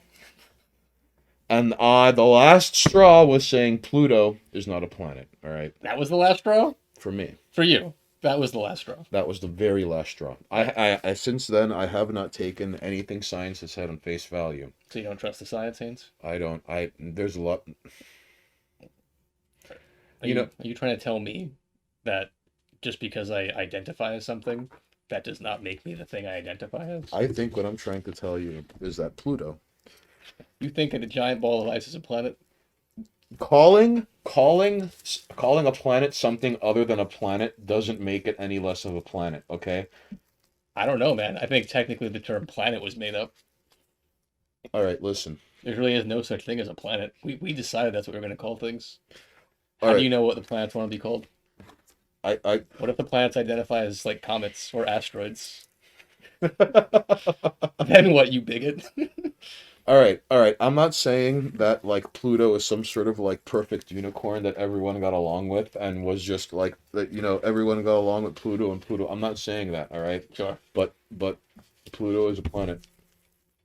Based on the definition of Oh, like what we decided was a planet, and then decided was not the definition. well, not a scientist said it's not a planet, which Okay, means yeah. like how anything that can be presented. Okay. Listen, if the planets want to identify as Okay. bisexual, it's a different thing. What we're talking about now is whether or not the planet identifies as a planet. Listen. And if it's fair for this man to be forcing his identity politics of Pluto as a planet on something that may not even want to be a planet. Well, how the fuck a human can speak on behalf of a planet is beyond me. Second of all, Technically, we did that in the first place by calling them planets.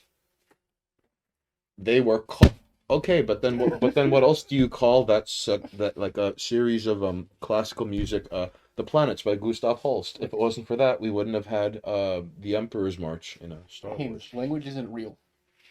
No, listen. This is all right. Words are real. Words are awesome. Spelling is gay. Okay, fair enough. Enough about Pluto. We still have to talk about couriers. Okay, so we had to figure out the weight of what a package weighs, then figure out the weight of a shirt, then figure out the weight of a zine, and then figure out the weight of a envelope small enough to send a zine. All right. Okay. So we had to figure out the weight of all these hypotheticals, where it was like, I can speak on behalf of anyone and anything I very much so please, says I and George Soros. Oh, there you go. Yes. All right. There it is. Fine, deal. But what we do is we figured out the weight of all of these things, and so all of the hypothetical orders, and where it'll be like, all right, this is like 2 shirts and issue of Cars and Women, or this is just 1 shirt and 2 issues. Yeah, you now have like a set weight and technically price for customs. Right. So from there, luckily, there are courier services that can get this overseas, and once it's in like the hands of the courier, it's basically it'll get there when it gets there. I mean, granted, I imagine it'll take a lot less time to get to like Latin America than it would to get to France, and even then, I imagine it takes less time to get to France than it would get to like Australia, Japan, or Australia. Yeah. So, they even do door-to-door service. So all I would have to do is to just like pack it and fill it out, and if there's any accompanying paperwork, and that's it. Okay. And hopefully when they look through my mail, they put it back neatly so they don't fuck with the metrics, so I'm not paying extra for shipping I carefully calculated. Huh. Yeah, I guess that is going to be a problem moving forward. They can just kind of fuck your package up. I mean, I imagine they would put it back the same way they found it, if not in better shape, because you almost never hear of, like, there is a growing trend of people getting mail that looks like it was fucked with. Yeah, my friend John, he sends me mail all the time, and it came back, and it was, like, not John's handwriting, and it was, like, my envelope, and it was, like, fucked up and held together with tape and spit. The envelope contained DNA of federal prosecutor James A. Donnelly. Have you actually used the courier service at all? No, not yet. We're going to, though. I mean, because we have to. Okay, so this is a new thing. Yes, because this is how we get things out of America. Sure. Do you have anything set up already? This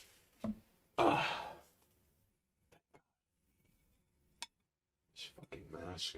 Yeah, you got to get that other one back. Yeah, and I gotta cut this fucking hair. Don't worry, basement. You shoot. Let's just get this thing that Twitch probably doesn't like out of here. Oh, Twitch, one second. Can you pass me the? Thank you. Ratsy.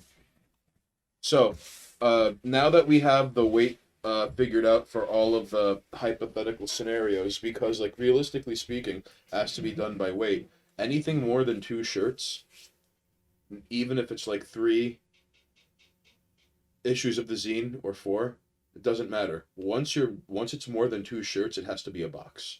Really? Well, I mean, like, I could stuff 3 shirts in the envelope, but it's gonna be fucking cramped. I mean, that's possible. 3 shirts in an envelope. It depends on the size. That's fair, yeah. Like not like 3 extra large boys. 3 large, I could, like, I kind of have to, like, fold it extra considerate, you know? Sure. To make it more square-like than, or, like, more rectangle-like than, like, more thin rectangle than broad like 1 shirt in a fucking envelope is easy. Just fold it normally. Yeah. But then 2 shirts, you have to fold them 1 more time. And then 3 shirts, you have to, like, fold them even tighter than usual and try to line it up so this bloated thing, and that's not even counting issues of Cars and Women. That's fair. I mean, but you haven't gotten those yet, right? Where did Gay Ray the Reggae Gay Ashtray go? He's over there. Oh, don't worry. Hold on. And don't worry. Listen, Kool-Aider, we're going to bring back the Puerto Rican flag soon. Don't worry. I have it in my place. I'll bring it for the next stream. Hang on. Don't worry. I mean, we got a couple of things. It's been busy over here. Hold on. Clearly, with us missing a week. Oh, we miss a week and everything falls apart. Yeah, a little bit. That's fine. The shirts are doing good. I mean, other than you getting put in Twitter jail for Yeah, for unpleasantness. Yeah.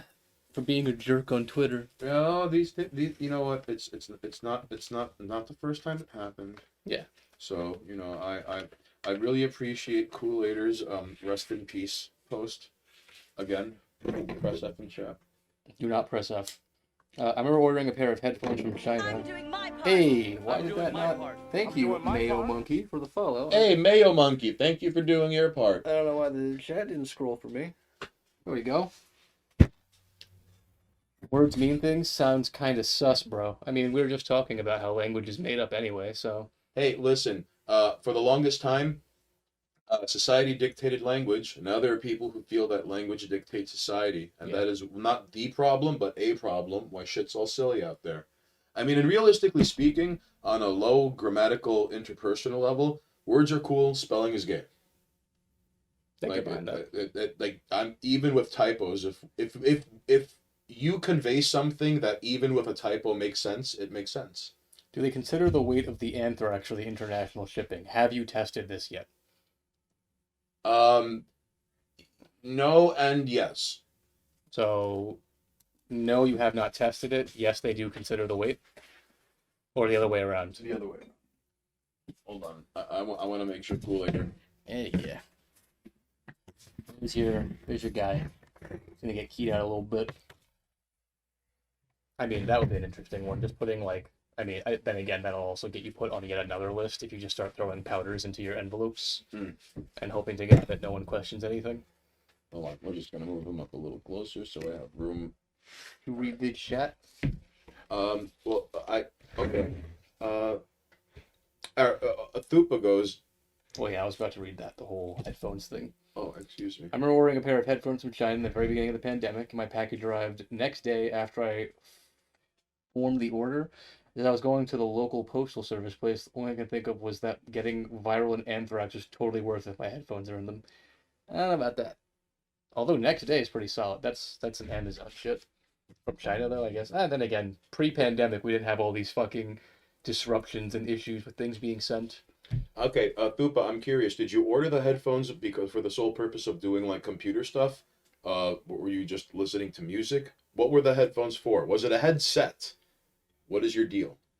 And Nikomai goes, all right. Well, listen. I would imagine that like if they were checking for, I'm pretty sure they're weighing everything I send to just to see if it's like, you see he's autistically correct and it's putting fucking 0.7 in the weight for the fucking zine no matter what every time. But how would they like? Well, then again, I guess technically your zine should always be the same if it's cut properly and like the same amount of staples are used, right? Well, we might have to adjust because like what if issue 2 is like 2 extra pages? Yeah, you have to change that up. So that Damn might have it. to change. Yeah, fuck.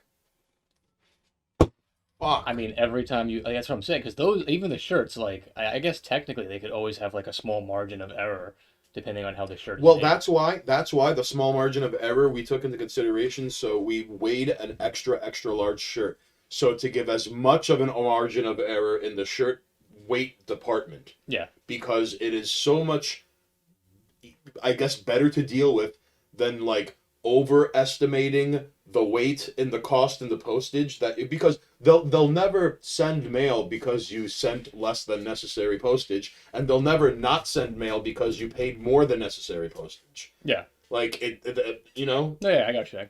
You played it safe and had like a safety number where it's like technically we should always be hitting. We should never have to go over this, but being under is fine. Yeah, like being under is built into the cost just so we don't have to weigh it out you know what I mean? Yeah, every time. Except when the zine comes out, in which case, depending on how big the damn thing is. I guess we're just going to have to measure it. We have to weigh it out every time we print out a new issue. Only if there are a different number of pages. I was also going to say, I wonder if the ink adds enough of a significant amount of weight to the shirt. Oh, shit, you're right. You know what I mean? Because I imagine something like Daddy's Money is like paint intensive. Yeah. You know? As opposed to like a smaller screen. That's a really good point. It's because it's got to add weight to it, you know? I mean, I don't know how precise you need to be, and I don't know if your little margin of error for the shirt sizes in general is going to cover that, but something to consider, especially when, like, because, like, for anyone who hasn't gotten them, like, some of them you can really see where the ink is laid on a bit thicker, and it comes out a little bit more like detailed, which I think the new style of making them with like the dryer instead of the fucking iron Right. helps with that. Mm-hmm. But even something like this black ink really is kind of thick, where sometimes like you can see like in the white ink ones you can see some of the faded bits. Right. So every individual shirt might have that small differential from So the now, ink, now I'm curious if like or paint rather. now I'm curious because I have to put like now I want to take an XXL shirt blank with an XXL shirt with a design on it and see if like the accumulated ink makes a difference in the weight. I really want to see this now. I imagine it would even on just like the slightest amount. Yeah, that's Like what I'm saying. it has to. And is that going to be enough for that to go like? And what are they like? But if it goes over, like, so you give it to the courier, right? And like you have it weighed and labeled and all the paperwork, and you're like, okay, take this and send it out. And now they take it and have to reweigh it, presumably, unless you're sending it out. I guess they would have to check it in terms of like, well, the postage rate to that country, because every country has a different rate. Yeah. but as long as we have the weight, we could get the rate for it. We just like plug in the rate from the country you're shipping it to. For the weight. How much does it cost? How much are you declaring? And then one by one, and then you set those parameters. Sounds like you need to get the scale. Right. That I mean, I've been doing everything, and I've been using the post office up until now, and I do need a scale. I'm sure, but like Shit. as far as things ramp up go, with this whole courier system and the weights being like a question, unless I don't know what the cost is going to be if it's. Oh wow! What another reason to be on another list? I'm buying a scale. Why is he buying a scale? Hey, you can use that for the kitchen. I have a kitchen scale. Is it big enough for shirts? I don't know. I don't know how the scale, like the shirt measurements work. Shirts. Probably. I don't. Maybe.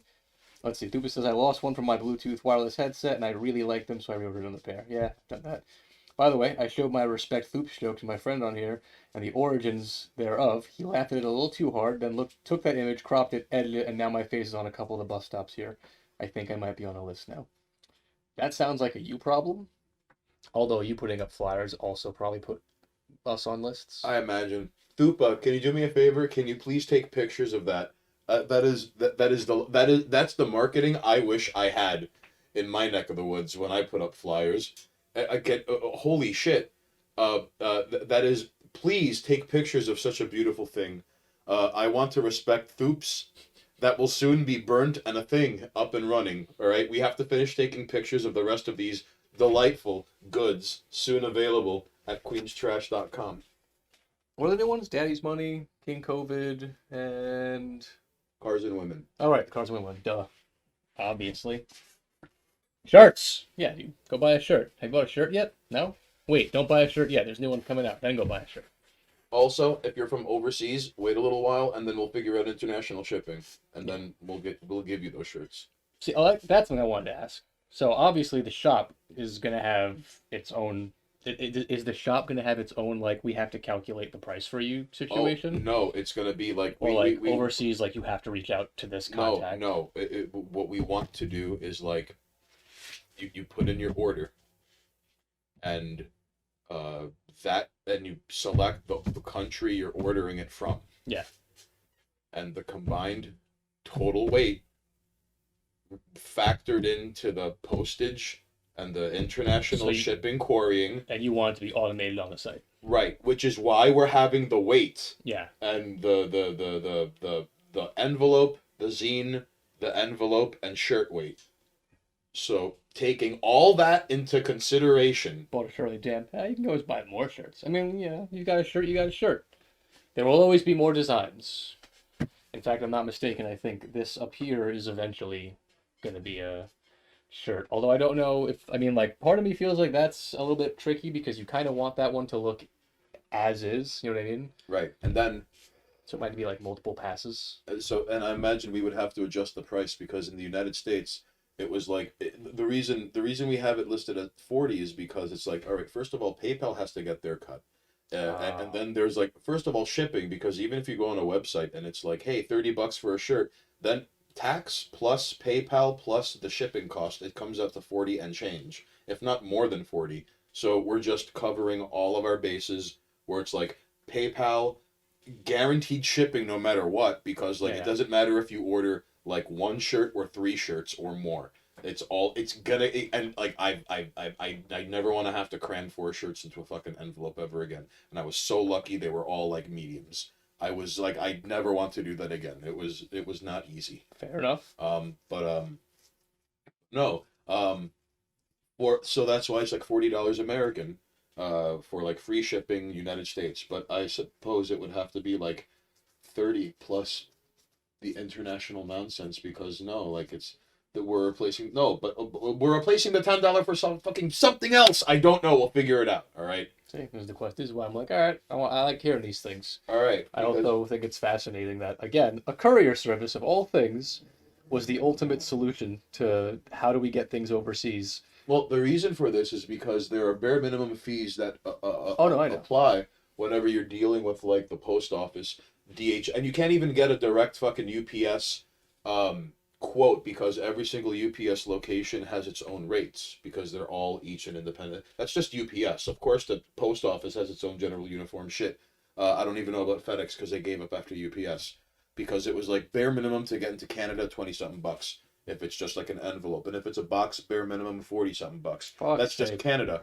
Then comes like fucking Australia, Latin America, Western Europe, Eastern Europe, and then the individual rates that come from that region. And each region, it's like regions 1 through 9 are different, postal calculated, blah blah blah blah blah, into subsections of yada yada yada. And that's just staggering and bullshit. And there are very few loopholes around that, really, realistically speaking. Very few. One of them is like, I guess if you're like an LLC, you have options as not just a pleb, not Yeah. just a civilian, but you are now a small business. A small business. Oh, hold on. No, you got it. You got it. Small business.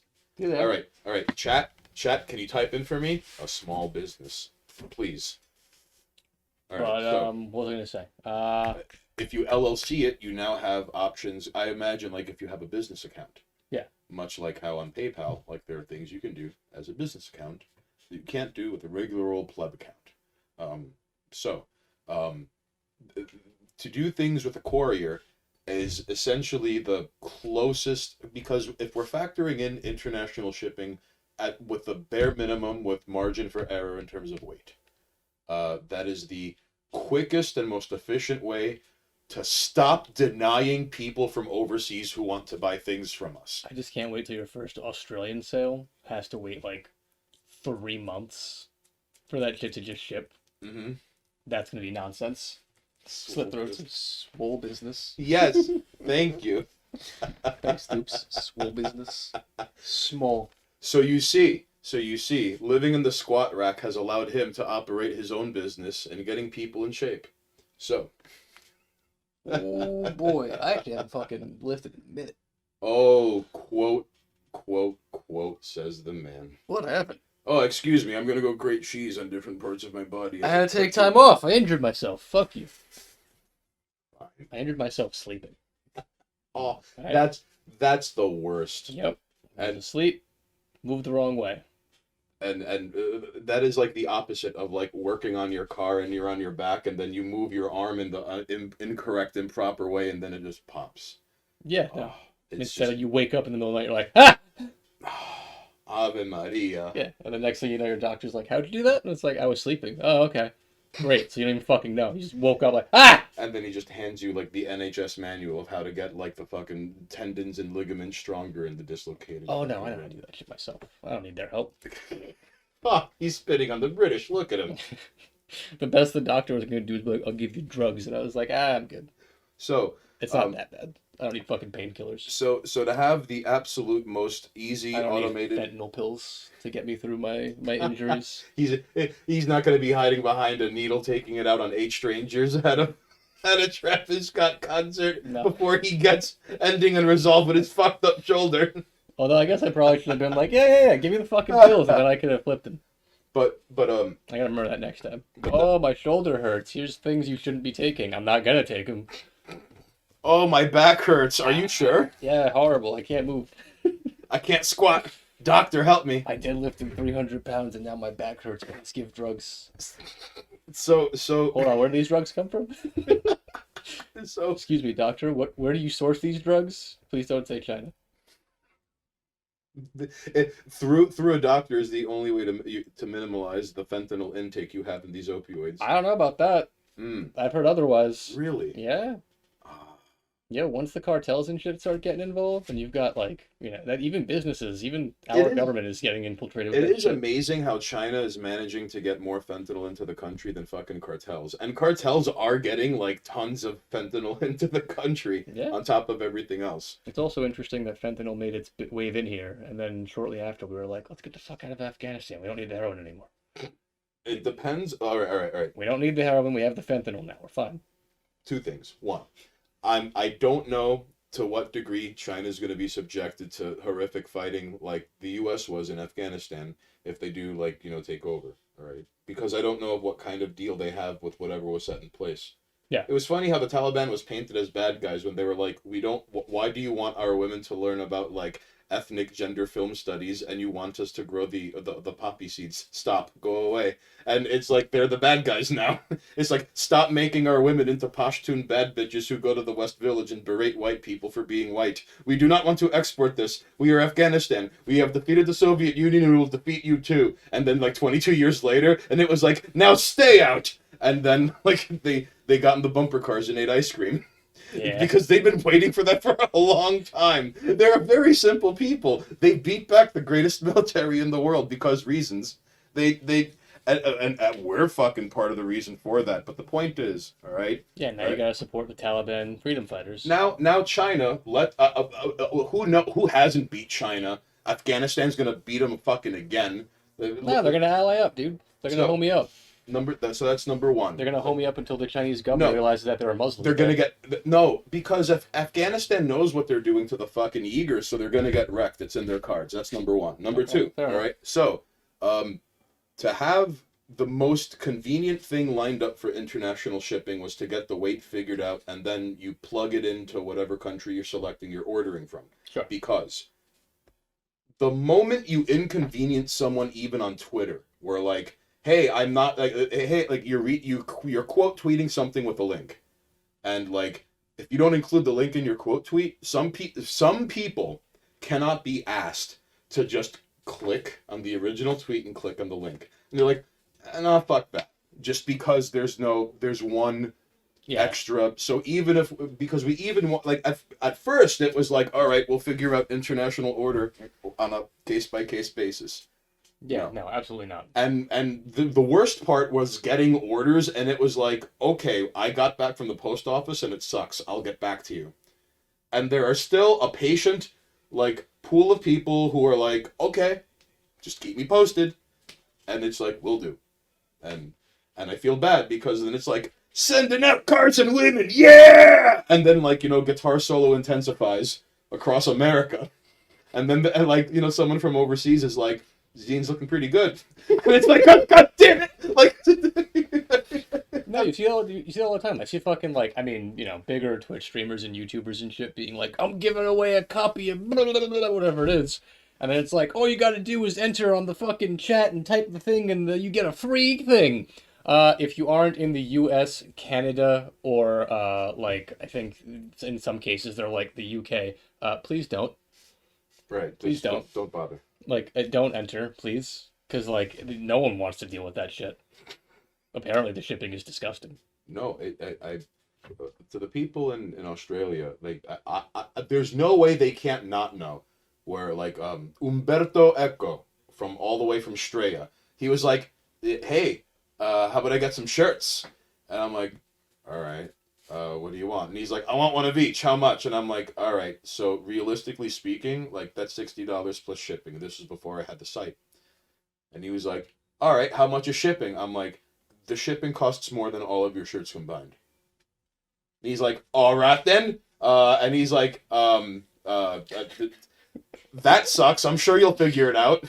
And like, I think we figured it out. Yeah, there you go. So Australia's still going to be, Australia and, if I'm not mistaken, Japan are going to be the two that have the most difficulty. Hey, Ray, more or less, if you're watching, I think we figured it out, dude. All right, like, stop hounding me in kanji. You know I can't read that shit. But like, Do you actually have someone like hounding you in kanji? he's the man though. He's half stray, half Japanese. Okay, there you go. So he's a double pain in the ass. He's a fucking animal. He's a good guy. Fair Just stop screaming at me in kanji. All right, I don't speak that. Nikumai says, I like lifting an empty box and fucking my back over. Who doesn't? Knockler says, ethically sourced gabapentin. Tupa says, fucking hell, for some reason Twitter started pushing tweets with actual text at me for some fucking reason. Now that I am at risk to see a 14-year-old's opinion at any time of the day, I feel like the scythe of Babel is hanging over my shoulder and it's not okay. Also, stop entering those giveaways, they're always fake. Just because the idea of them figuring out how to ship anything here is beyond amusing to me. I mean, yeah. That the initial reason why I was like, how the fuck did you pull this one off? And it's like, oh yeah, couriers. Right. Because again. Meanwhile, I think my plan still makes sense to have a European group to do the same kind of thing, but that requires hiring a worker. But that would require putting more things between this is money and the labor and the right. But, it's not a good option, but those are problems I wish to have. First of all, yeah, all right. But in terms of shipping, the inconvenience of having to deal with things on the internet is among one of the quickest ways to lose someone, even if just the smallest inconvenience, and it's like, fuck this, I don't want to deal with this anymore. Because then it's like, all right, it's like enter your credit card number, and then like you enter your credit card number, and it was like, oh, you forgot to check the thing because you're ordering from international, and it's like 1 out of 10 people will see that, and they're like, fuck this, I just put that all in, and you're telling me to go fuck off? Fuck you. But in like language, not English. Yeah. And because I had inconvenient 1 out of 10 right out the gate. It's all these little loopholes that you could lose people down like all the way to get to the finish line where they click submit and pay. So I've gone into like stores to buy something, and if the line is too long, I'm like, fuck this. Mm-hmm. So I'm right there with the whole like, oh, a minor inconvenience, I'm out. That's it. That's all it takes. It's kind of like how, like in a zombie film, all it takes is a minor fuck up and everything goes downhill from there. That's it. The slightest fucking, like, imagine it's like, oh, this seat is uncomfortable. All right, we out. And that's it. The rest of the evening is downhill and ruined. Yeah, but to make this shit work with international shipping, it's mildly obscene to have to break it down to individual weight, but there's no other way beyond being a small business. And perhaps becoming an LLC is one option. Another option, I mean, what would be the point of being incorporated unless we're going to be like engaging in like syndicate warfare and like, you know, sending people in trench coats to do like corporate espionage and like light their data server rooms on fire. Because it makes shipping easier? Steal their print, yes. Yeah, that's what I'm saying. Like, that's why you would do it, to make shipping easier. Make it a lot easier. And to also put, like, a nice little thing after your name. We could put a lot of good people to work this way, too. It's a whole thing. We have to crush the opposition. I don't think you have any opposition. There's a lot. And it's not just DHL. I kind of have a grudge against UPS. Oh, okay, no. So now you just have an issue with people who ship things. Because every fucking UPS has its own set of rates, which is nonsense, because the one that we have up on Ditmars has a chokehold on the local economy because it is the only UPS shipping. Like, they have receiving places all over, but the only shipping point is over there, and they have a chokehold on everyone. And they know what they're doing. Gotta make your own shipping company. Hanes Shipping, if it's not there in a week, we'll blow up someone's head off. Lists. We'll just have like 7 people in a trailer who are like, yeah, I got nothing to live for. And it's like, he signed up. I'll get you on the list. Instead of relying on postal services, Hanes hired actual fucking Sherpas to travel across the continent, door-to-door, deliver bread to you. Yeah. Listen. Right now, I've got in a fucking shipping freight 4 farmers, 2 from Nebraska, 1 from Oklahoma, and 1 from Montana. They lost everything because of Monsanto. They got nothing to live for. And every time they want to fucking suck a tailpipe or put have some shotgun mouthwash, the family's always like, no, Clarence, no, Thomas, no. And they're just living perpetual misery. And like they looked at the dummy shirt and they're like, I reckon, son, it's like that every morning I wake up. And I'm like, you want to go for the greater good then? I'm not trying to fucking walk you through something, but I know you got a lot on your mind. I know you went into Google and you're like, least painless method of suicide. And they gave you a fucking suicide hotline number. I know what that's like. And then you curse under your breath and you mutter. And then you look up under Yahoo and it's like, yeah, your shotgun's pretty quick. Like, and it's like, don't do it in the tub. It's fucked up. You bleed out. Why do you just? It's grimy. So you just like, come on, get in the shipping freight. Jesus Christ. Get in the shipping container. Come on, Clarence. Go deliver shirts across the country. Come on, Thomas.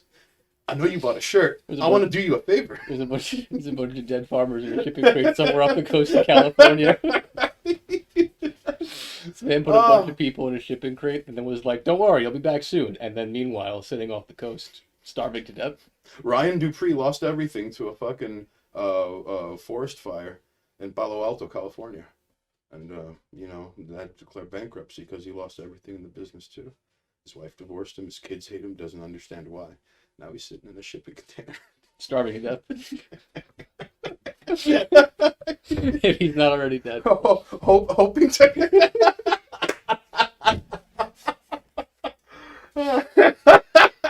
What a time to decide to put human beings in a shipping container. Oh, boy. No one ever talks about how, like, in the early to mid 2010s, like, bankers and investment bankers were being got in the weirdest of ways. And no one ever brings up how, like, one dude from Morgan Stanley got fucking nail gunned in his own apartment. Hey, he was found choked to death by rope. And it's like, he had no rope in the apartment. This guy was a fucking nerd. He just fucking collected baseball cards. And he was really good at what he did at Barclays. And he was just like fucking useless human worm, good at math, investment banking, fucking spreadsheet, translating into the rotting flesh of like children halfway around the world. You don't know if he has a bottom drawer And with some then- rope in it. No, he had no pre-existing rope, and now there's just rope No. because You he got see, choked to death with the rope. He was hiding the rope underneath the floorboards, and then he choked himself out with the rope. Because he didn't say he was found hanging. He was found Just choked to death with Right. rope. So he definitely just All right. offed himself by pulling on the rope long enough. All right. Okay, fine. So, Right. but that doesn't explain Nail Gun McGee. That doesn't explain What the do you people mean? who It's the same thing slipped as- and fell out of. Why was the whole glass panel of the wall to ceiling window removed when they slipped and fell and just X, Y, and Z? Next thing you're going to tell me that people can't shoot themselves twice in the back of the head. I mean, we could ask Gary Webb. And So- and he would tell you just like ... because he's just in limbo because he was I'm just saying, it's the same thing as like people who get robbed with nice watches and a bunch of money in their wallet, but when they find their dead body with the 2 shots to the back of the head during a botched robbery, their watch is still there and their wallet's still there because they got robbed. his name was Seth Rich. Yeah, like that happens all the time. What do you mean? The guy nail gunned himself And listen, because the man was sitting around being like, "I'm gonna off myself. What's the most inefficient way to do this? Fucking nails." from the early to mid 2010s, there were a number of like and hell, there was like a pharmaceutical like vice president who was just found dead. Got his wife too, unexplained. And not then comes the weird fucked up national news level where it was like, all right, one of the judges in the Ghislaine Maxwell, I'm probably Peace out, Thupa. buenos You stayed up noches, nice and late Thupa. for us. Take it easy, man. One of the judges who was presiding on a case where it was like, okay, like remember when like what's her name, Gasoline Maxwell, Yeah, Ghislaine Ghislaine, Bibbidi Burpwell, Ghislaine, whatever. just all right, like Epstein's fucking possible pimp. Greasy Lane Maxwell, all right. So she first of all like photoshopped pictures of her at an In-N-Out in California emerge randomly out of nowhere, and because reasons, and it was later found that she's unaccounted for after Epstein X, Y, and Z. So After he totally hung himself. and then there were reports of seeing her in like New Hampshire. And then they narrowed it down, which, like, why, how, not even why, because why is a crooked letter, there's no straight answer, but how is she fucking free? in where there was already dirt and direction that pointed to like among the procurement of this compromat, ugly blackmail network at echelons of power not understood by the plebeian current civilians of, I don't think, really so far removed from structures of power, Yeah. almost infringing upon it. All right, so the procurement for this thing is this woman, and she's gallivanting around New Hampshire in what looks like some of the most idyllic bed and breakfast cabins you could ever find in like a Norman Rockwell painting. And then at some point, I guess the FBI is like, get her fucking ground, FBI! And so she had like burner phones wrapped in like foil, among other things. It's clearly things where she was still doing things Yeah. on the clock. She was still active, and it With- wasn't her first rodeo. And but then like the FBI, they took the phones, and in the phones they found redacted, and in one of the other phones they found redacted. That has to do with an earlier redacted, stated redacted, after they had found that Epstein redacted. So there was, yes, and There was a lot of that in her court hearing too. there, among other things, There was a whole lot of this, just like this sentence, wall of redacted text, and then end sentence, and it's like, so we get nothing.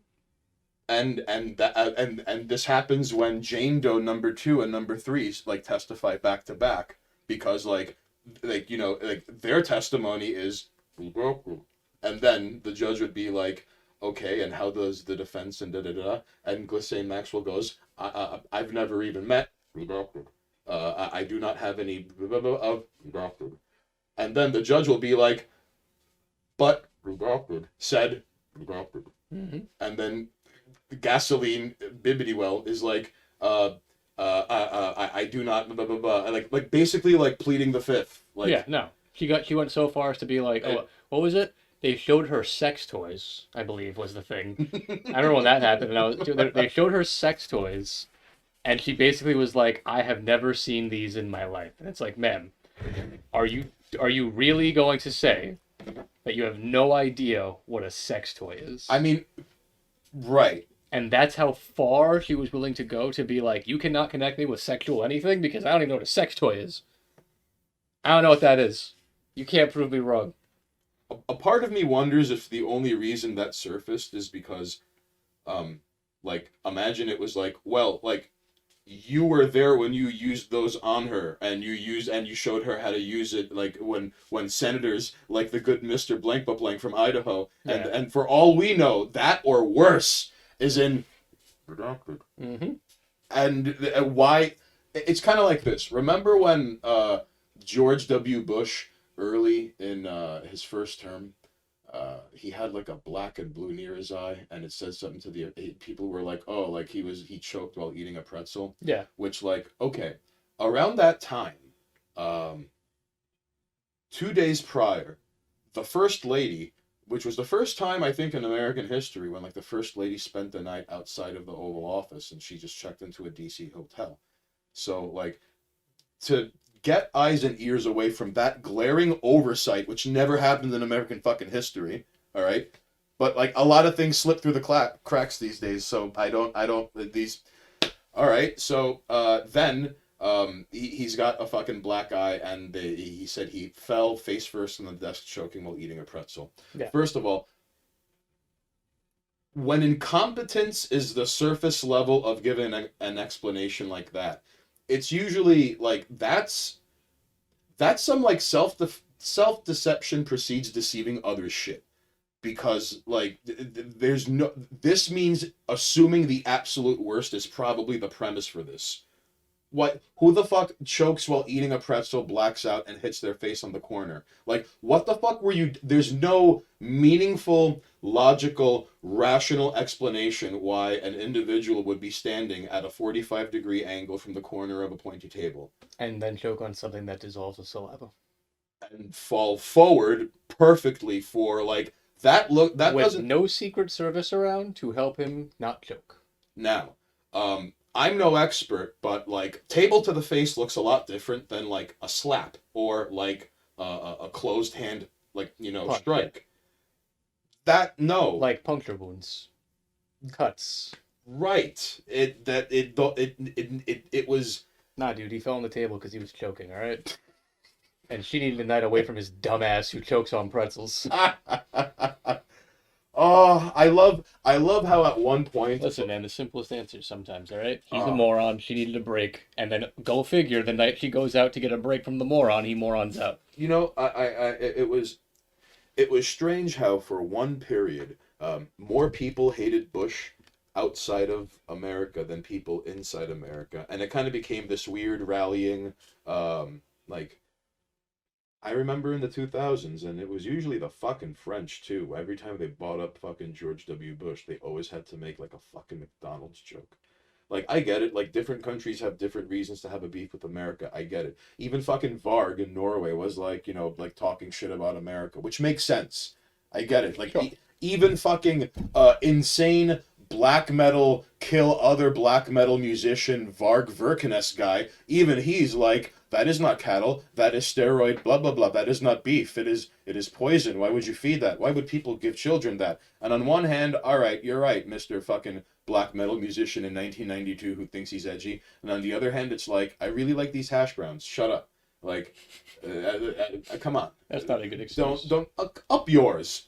You'll never say no to McDonald's. I mean, I eat McDonald's all the time. All right. I'm also probably in poor health internally. I don't know. Case closed. I'm currently waiting for the results of my most recent blood work, and I'm expecting to see horrible things. Imagine the nutritionist is like, so you see, these 11 points in your cholesterol are directly related to sauces you get from McDonald's and not counting the McDonald's you're consuming. Like, you don't need to put nugget sauce on everything. You don't need to put, and you're like, just... Stop dipping everything in ranch. Don't eat ranch with every meal, but it's so good. Stop. You ever walk by a fast food place and you're like, damn, I could go for some ranch right now, but I guess I have to buy some food so I can get my hands on that ranch. I No, just me. only when I'm feeling expensive. Holy shit. I can't be the only one who's like, I want that ranch. Now I guess I'll buy some chicken tenders and be like, hey, put the ranch in the bag. I want it to go. Now, do you have a particular brand of ranch dressing? I mean, I hope at the very least, I don't want to say that like you're a connoisseur, but at the very least, can I hope that like there's you're not going for Kraft, obviously. I mean, here's the You're not thing. going for store brand ranch. No, we're talking about ranch that comes from the fast food joints. Oh, because sometimes it's like fancy custom ranch. You No, don't know yeah, where yeah. the fuck they're getting that from. I mean, like, even when I go to, like, diners and shit and I get myself some fucking, like, chicken tenders or whatever, I'm still like, give me the ranch. I don't know fucking ranch. That's right. dressing. That's what happens when you get ranch from a small business. Munn's Ranch is my blue cheese dressing. See, he gets it. Hmm. Also, to be fair, like I fucks with blue cheese, but like specifically for like wings. I think blue cheese is the superior wing sauce, Oh, in this my is opinion. right, but wings are a different spectrum of like omnoms. Really. Oh yeah, but if I get hot wings and you're not giving me a side of blue cheese, I'm mildly upset. Okay, fine. But Even if like, it's not, even if you're getting the boneless bullshit, like that's fine. But you better have some fucking blue cheese to go with that spicy wing. but are boneless buffalo wings even buffalo wings? No, they're not. They're like Then nuggets. don't trot that out like a fucking hypothetical. I'm just saying It if you doesn't like- work in my head, so now it just like fails and collapses in this like abyss of like ranch and blue cheese. Look, there's like nothing, in there's this nothing wrong with void. liking boneless wings, even though they're not wing meat.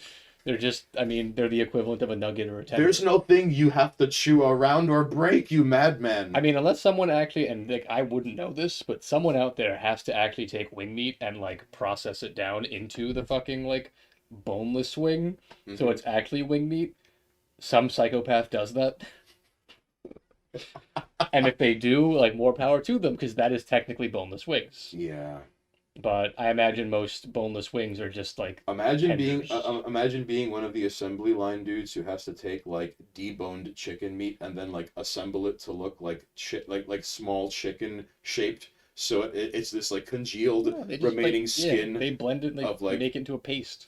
Right, but they're also getting the effect of like skin on this boneless wing, you know. Oh, that'd be So like Well, because like I know. Listen, some boneless wings really You're go talking the about like whole. peeling off the skin and then like pureeing the meat down. Some I've seen a few boneless wings Wing that look shaped boneless wings. very convincing. That okay, so this is perfect for someone who cannot be fucking bothered with a bone like smaller than their finger. All right, maybe I'm biased. I have cyclops hands.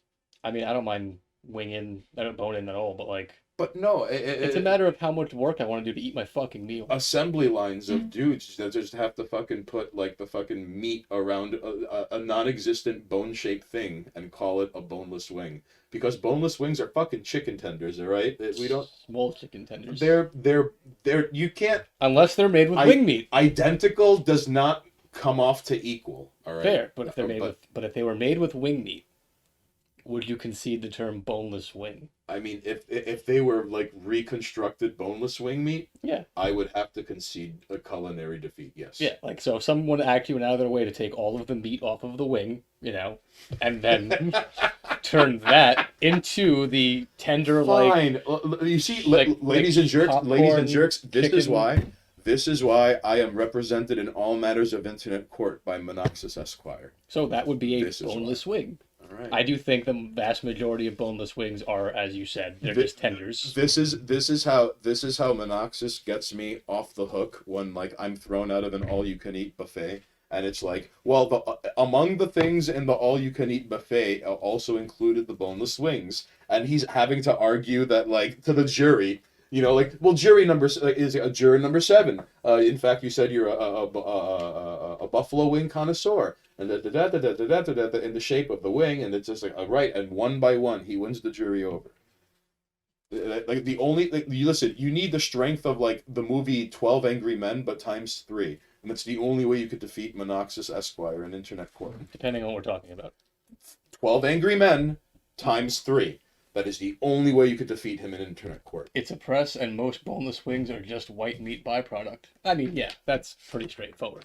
But my point is, if I did strip down wings, like let's say I made homemade boneless wings, but I only bought like a package of wings, Right. broke them all down to just the meat, maybe even the skin, because like you can probably put the skin in there and properly like blend it up and make it into like a paste, like batter it, fry it, you know what I mean? Right. And no one will be any the wiser. That is technically a boneless wing. But only then is it a boneless wing. This man is going to get dragged into the Geneva Convention.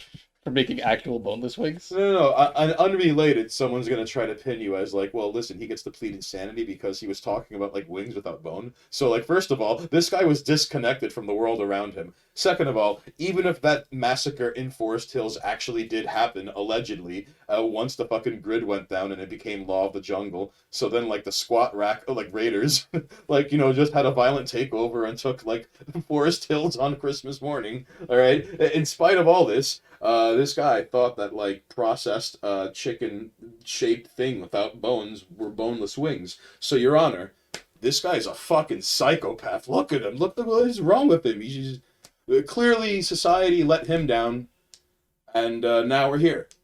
And there are actual war criminals that we could be talking about here in The Hague, and not my client.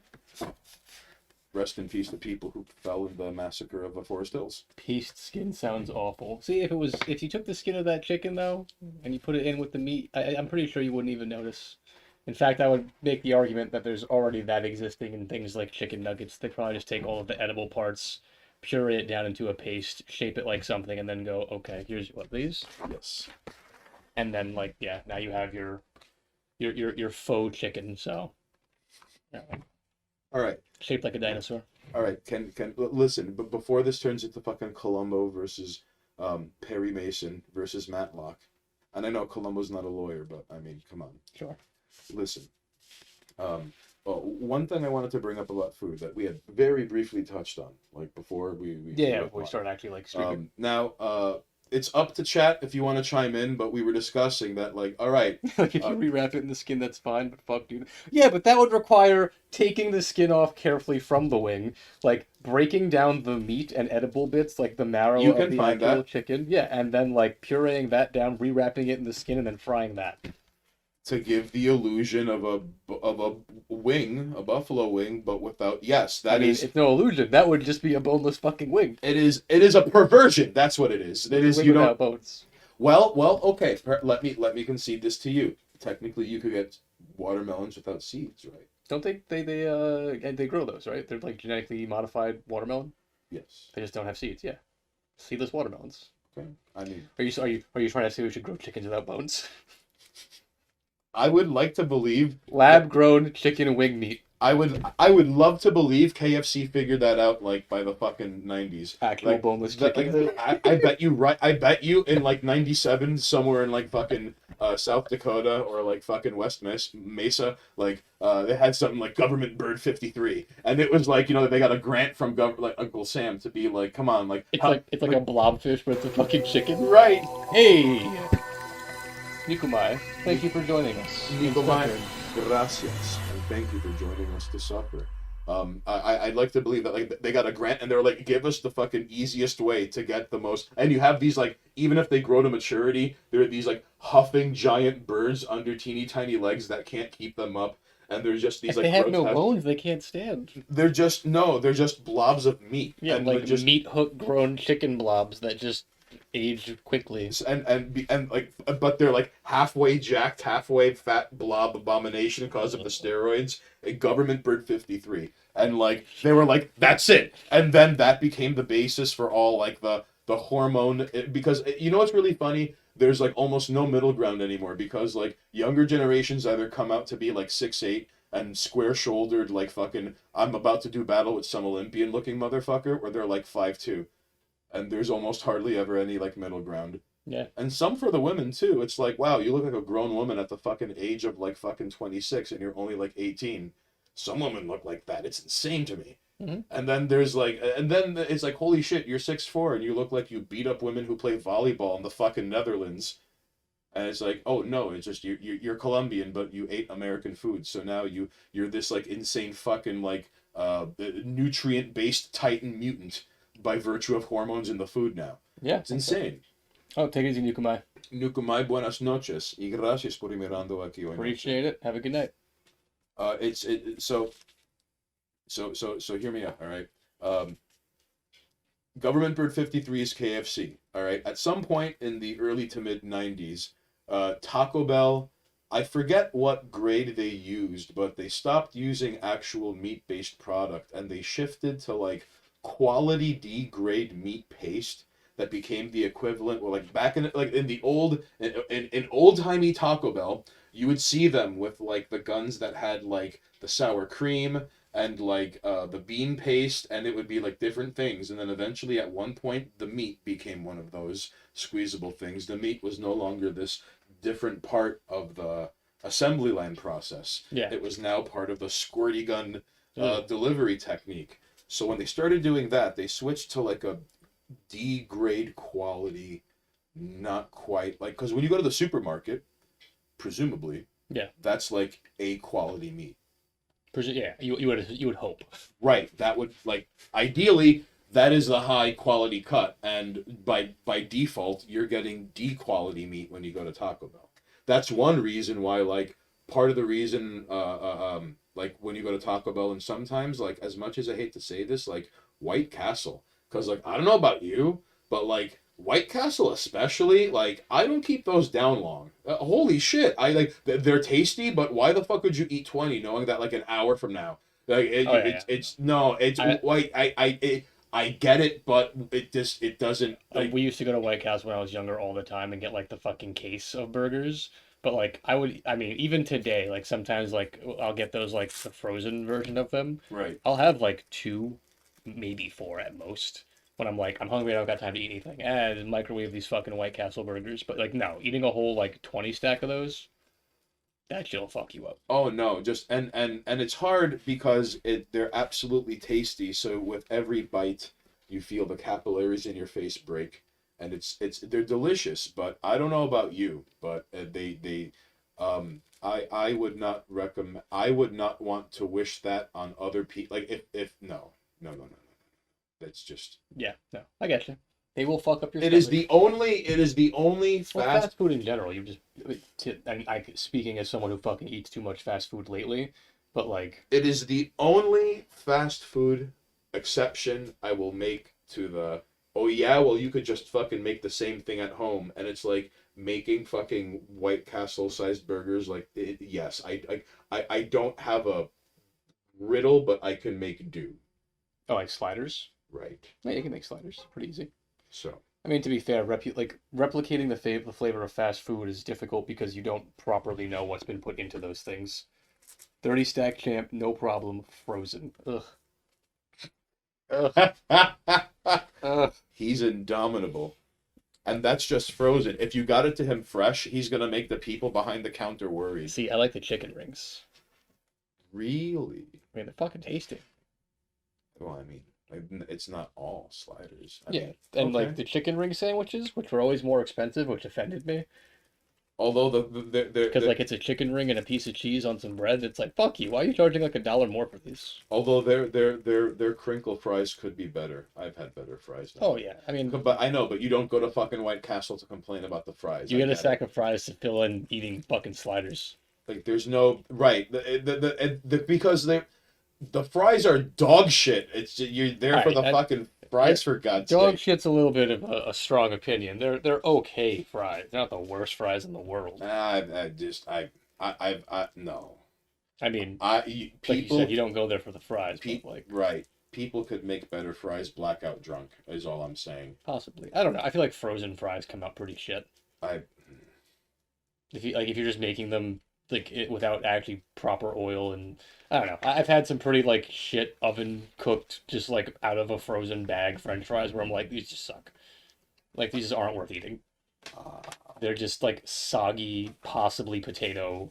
I don't know what these are. well, I mean, Or at least at White Castle, it's like, no, those are French fries, and they were fried in a deep fryer, so they have some crunch to them. And I'm willing to bet there's probably some like MSG in that salt. okay, but I mean, part of it also depends on what time you're catching this like fucking White Castle. Where like, what if the fries are fresh and what if they're not? And That's any fucking location though. I know. One time.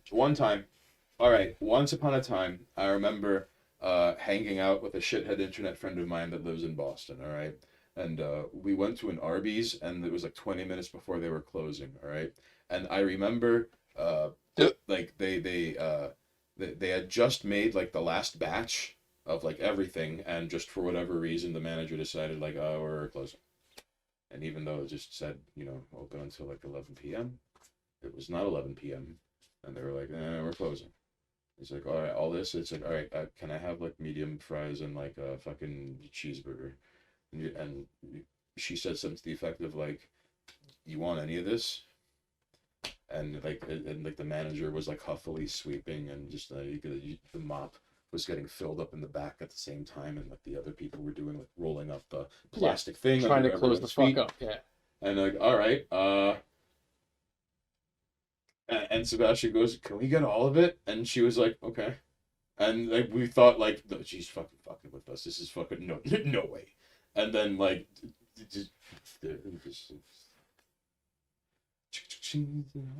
oh no, okay, keep the change. And then we thought we were like hot shit. Oh yeah, we were fucked up. Shut up. But like, keep the change. We didn't. We felt bad. We thought like, oh, okay, good night. And we walked for like 4 blocks, like processing what happened. Like that totally didn't. No. Like no. Are you kidding me? That's silly. It's no way. So we got there, and like, there's a homeless guy, and he was like, "Hey, you got $1?" And then just my friend gives him like a wrapped up like a cheeseburger. And he's just like, "Thanks, man." And I'm like, all right, I feel really bad. Here's a cheeseburger too. This is like, I don't like. Why? Imagine holding like a sack of Arby's, and it's just like, "Hey, man, you got $1?" And your friend, who's a good dude, is just like, "Here you go." And like you're holding a bag of Arby's, and you're like, "Wow, that sucks." Tumbleweed blows. Yeah, no. Wind goes by. Like no, it crushed me. Like it only made sense. And then we sat down on the curb and ate a lot of Arby's. It was pretty good. I don't think So- I've ever actually gone to an Arby's. So that was my only experience in going to Arby's outside of New York, because there's one in it's in Glendale in the direction of Ridgewood. I've never been there though, and I of course doubt I will have such a splendid, ever so delightful forced closing. Oh man, like you know what I miss about like watching, and I don't know if it's still like this, but like what made fun in Boston was to watch the people run for the very last train. Like it was like Oh yeah, the when they close 100 up, yeah. right, either the 100 or 1,000 meter dash, because like being born and raised here, we're spoiled that this shit runs 24/7, almost. I mean, it Kinda. does, but it's just like really slow. Right, but between like 4 and 5, there's a period of just like Yeah, good luck. and good luck, and that's it. The next train comes like an hour later. Yeah. But we take for granted. You go to other cities and it's like, well, fuck you, me, ain't got no calzones. And you have a hard time falling asleep if there's not noise going on outside the window for the first 2 or 3 nights. At least I do. Then first of all, the trains in Boston being clean almost offended me, and it was like, and they're pretty on time. And your map isn't this overlapping labyrinth of trains you almost never use, almost, depending on, unless it's like circumstantial. Like then they all stop running at fucking midnight. And seeing everything from like dudes, couples, families, just running for the last trains for all. I mean, every once in a while you'll see like a gaggle of women, and most of them will take off their heels and just fucking bolt for it. It just and every once in a while it's like, oh no, like oh no, all of them made it except Jennifer, and we're just sitting there like just like sometimes like we made popcorn and we ate it, and it was fun. My homeboy used to make popcorn, and he would take like the ramen seasoning and use that instead of that. Right, and like that was fun. And we would sip like vodka lemonade and like watch, like, you know, we would get there at like 11 and watch like the preliminary matches, and you know, or like, and we would progressively watch people go from like languid stride to like, you know, kind of like fast walking To like huffing it. and then to huffing it, and then like full on sprint, and it's like, okay, right, like the like people. The worst is when you see people leave other people behind, because like it's the last on your own. I can't. I'm not wait, because from there you either have to take a cab from wherever the fuck it is you're going to, or you're here until I think 5, which is where the first train, like, you know, sets in and then comes out. It comes in before 5, then leaves at 5. Yeah, right. You're basically trapped there. No, like you have to have a car, to be honest, to like actually move around outside of the transit system there. And the bars don't stay as open as you'd think they would. No, in fact, they close early, and then you can't get alcohol in delis or markets for the most part, especially like late night, because they close as well. No, it's just a different kind of style thing. Only like triad strip clubs are like open that late at night. When I went to visit there, we had to pick up beers at like a supermarket. Mind you, we had to jump from like market to market. Like we were like deli, no, supermarket, no, deli, no, supermarket, no, until we eventually found one that was open and actually had a large enough selection where it was like, you guys sell beer? Yes. Oh, thank God. Like, because no one had fucking like just like 6-packs. No one had them. Not even in like a Turkey Hill or like a 7-Eleven. We went to a 7-Eleven, didn't have any beer. Really? Yeah. Damn. And then, in fact, that was the first place we went to, because we were like, oh, 7-Eleven. No, we went to a CVS first. Because one of us, like, we had to pick up, like, just, like, toiletries for the fucking hotel. So we grabbed them there, and we're looking around, and we were like, there's no beer here. So we went to, like, one of the guys, like, do you guys, like, sell, like, why do you guys not sell beer? And they were just like, oh, no, we don't have that here. Like, not in this, like, not in these stores. We're like, oh, okay, like, the CVS's here don't have beer. Cool. So I was like, there's a 7-Eleven around the corner. So we're on the corner. And again, no beer. And we're like, the fuck? And then some guy was like, you guys looking for something? And we're like, yeah, we're looking for some beers. He's like, oh, no. Like, where are you guys from? And we told him, like, oh, yeah, New York. He's like, oh, no, yeah. We don't have that kind of stuff in, like, a lot of places here. Like 7-Elevens, a lot of delis, supermarkets, like, some places just don't sell alcohol. Wow. Because they have, like, older laws over there that they just kind of stick to. They're like, yeah, mostly, like, if you want to drink, you gotta go to bars. And, like, and bars have, like, an actual cutoff that is not super late. Because we were like, oh, yeah, in, like, the city, you can go to the bar till, like, most places, it's, like, 2 to 4 in the morning. And they were like, oh, no, a lot of places here, there is that, like, 10 to 12 window. The closest thing to a blue law would be, like, I believe in New York City, you can't serve alcohol before noon. Yeah. I remember when I worked at Western Beef, right after high school, before I started working at Teresa's, I worked at Western Beef, and I remember like you weren't allowed to sell like the beer before noon, and then, um, oh my God, Western Beef doesn't exist anymore. There was a Coconut Records on Steinway Street, remember? Yeah, you're having a nostalgia trip? Yes. I went there a lot, actually. Right, but like Coconuts is where I got Bigger Than the Devil by SOD. You mean back when people bought CDs? Once upon a time, people purchased compact discs. Yes. You mean when most things had physical media and it wasn't digital? Hey, we're not here to talk about physical media. I know. Technically, you're trying to bring back physical media with magazines, which, like, oh boy. I can neither confirm nor deny these other. Listen, zines are a different thing, though, and I think part of the extension of this, I'm not saying necessity, but there has been a return to physical media, uh, despite being in this approaching post-digital age. Sure. Because yes, like the global algorithm-driven marketing and surveillance mind control grid, yes, but like that is evolving too, and like Sure. something, of course, will take its place. Well, I and mean, that's it's also the same way people, like, all right, you have people who are straying away from that shit because we're realizing the long-term negative effects it has. Like, people don't want to find stuff online anymore. Like, right. it was only a matter of time before even message boards became toxic everywhere. You can't talk about any of these sites like Reddit is toxic, the Chans are toxic, Facebook is toxic, and in varying degrees, they all just have these slew of problems, And and people want to spend less and less time dealing with that shit. that's right. So I'm sure inevitably that's going to mean that there's a push for physical media and like imagine newspapers having a resurgence Well, I mean, if it wasn't for newspaper and journalists being biased and well toxic. well, now I think, well, for people wanting to own a physical copy of something is well, that was made prevalent to me with Super Predator, and people wanting, like, yes, you could read the whole thing online.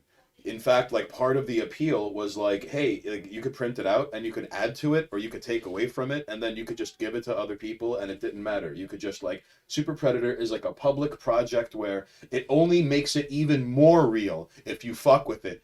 We hope you fuck with it. That is the whole point of, like, Super Predator. Like, Yeah. if we could do it, anyone can do it. So, like, don't let us stop you from being you may be a Super Predator and not already know it. To You be know, fair, you that guys was also the had appeal. you had the Like, art going for it as well. so, I mean, okay, the art department was second to none and kind of unbeatable. So, So but that's the kind of thing like yeah, you want that's it besides physical. the point. Look, the point was anyone can be a Super Predator. Come on in and join us. And then, like, some people were wise enough to be like, all right, like, let me get some physical copies. And some people did get physical copies and send us back things. And some of those things, well, one of them ended up in Super Predator #2.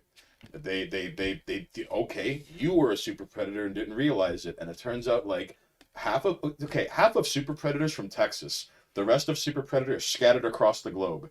And by globe, I also mean Queens. But still, all right? Like, it turns out that, like, one of them was like, hey, I'm also in location of other large Texas city. And he's like, oh, that's cool. That's a 2.5 hour drive away from location of other Texas large city. Like, so it's a small world after all. They sent a submission made of other bits and pieces of contributions from one. They sent it, and we ran it for two. We just made it look a lot neater, nicer. Sure. So even so again the manifest of the physical copies was like, it was bizarre to take it into consideration and run with it, but we liked it. And like, people, you see, like, through the printing company, Spoons was able to ship copies to other countries because, like, he was a company. Yeah.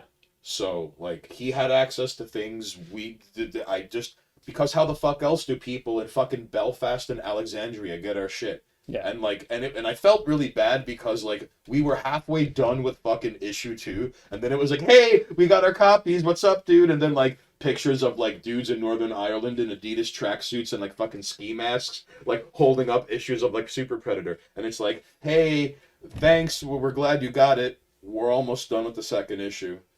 Damn, it took a long time to get there. And then it makes us, it's like, how many lists are we on because of England now? Fuck. Like, What are you gonna do? I mean, like that's the thing, though. Right. When you have this like digital space, there's nothing tangible to it. There's nothing to hold. There's no like you have nothing but which is like the trophy gallery mentality of like this is why people hold on to these pictures and these memories of things, either because it's not up here or they need to be able to show it to someone because like if you can't hand it off and look at what I'm wearing and look at what I own, this object, if you can't share it with someone, it has less value inherently. if you can't post about it, is it even real? So a digital space started doing that to the point where people now have hundreds and thousands of like posts and pictures and videos, and you need to. Do you see? Do you see the thing that I did? Where a physical copy of something is something you can be like, look what I bought. Here, look at it. Look at it. Hold it. Read it. Wear it. Get upset at the cover of it. Well, that's a you issue right now. Anyway, I'm getting a little tired. It's getting a little late. All right, chat. Buenas noches y gracias por mirando aquí hoy noche. Chat has calmed down. All right. So we would like to thank you for joining us for Words Mean Things while I'm stuck in Twitter jail and my mask is in the laundry. So thank you for coming on by.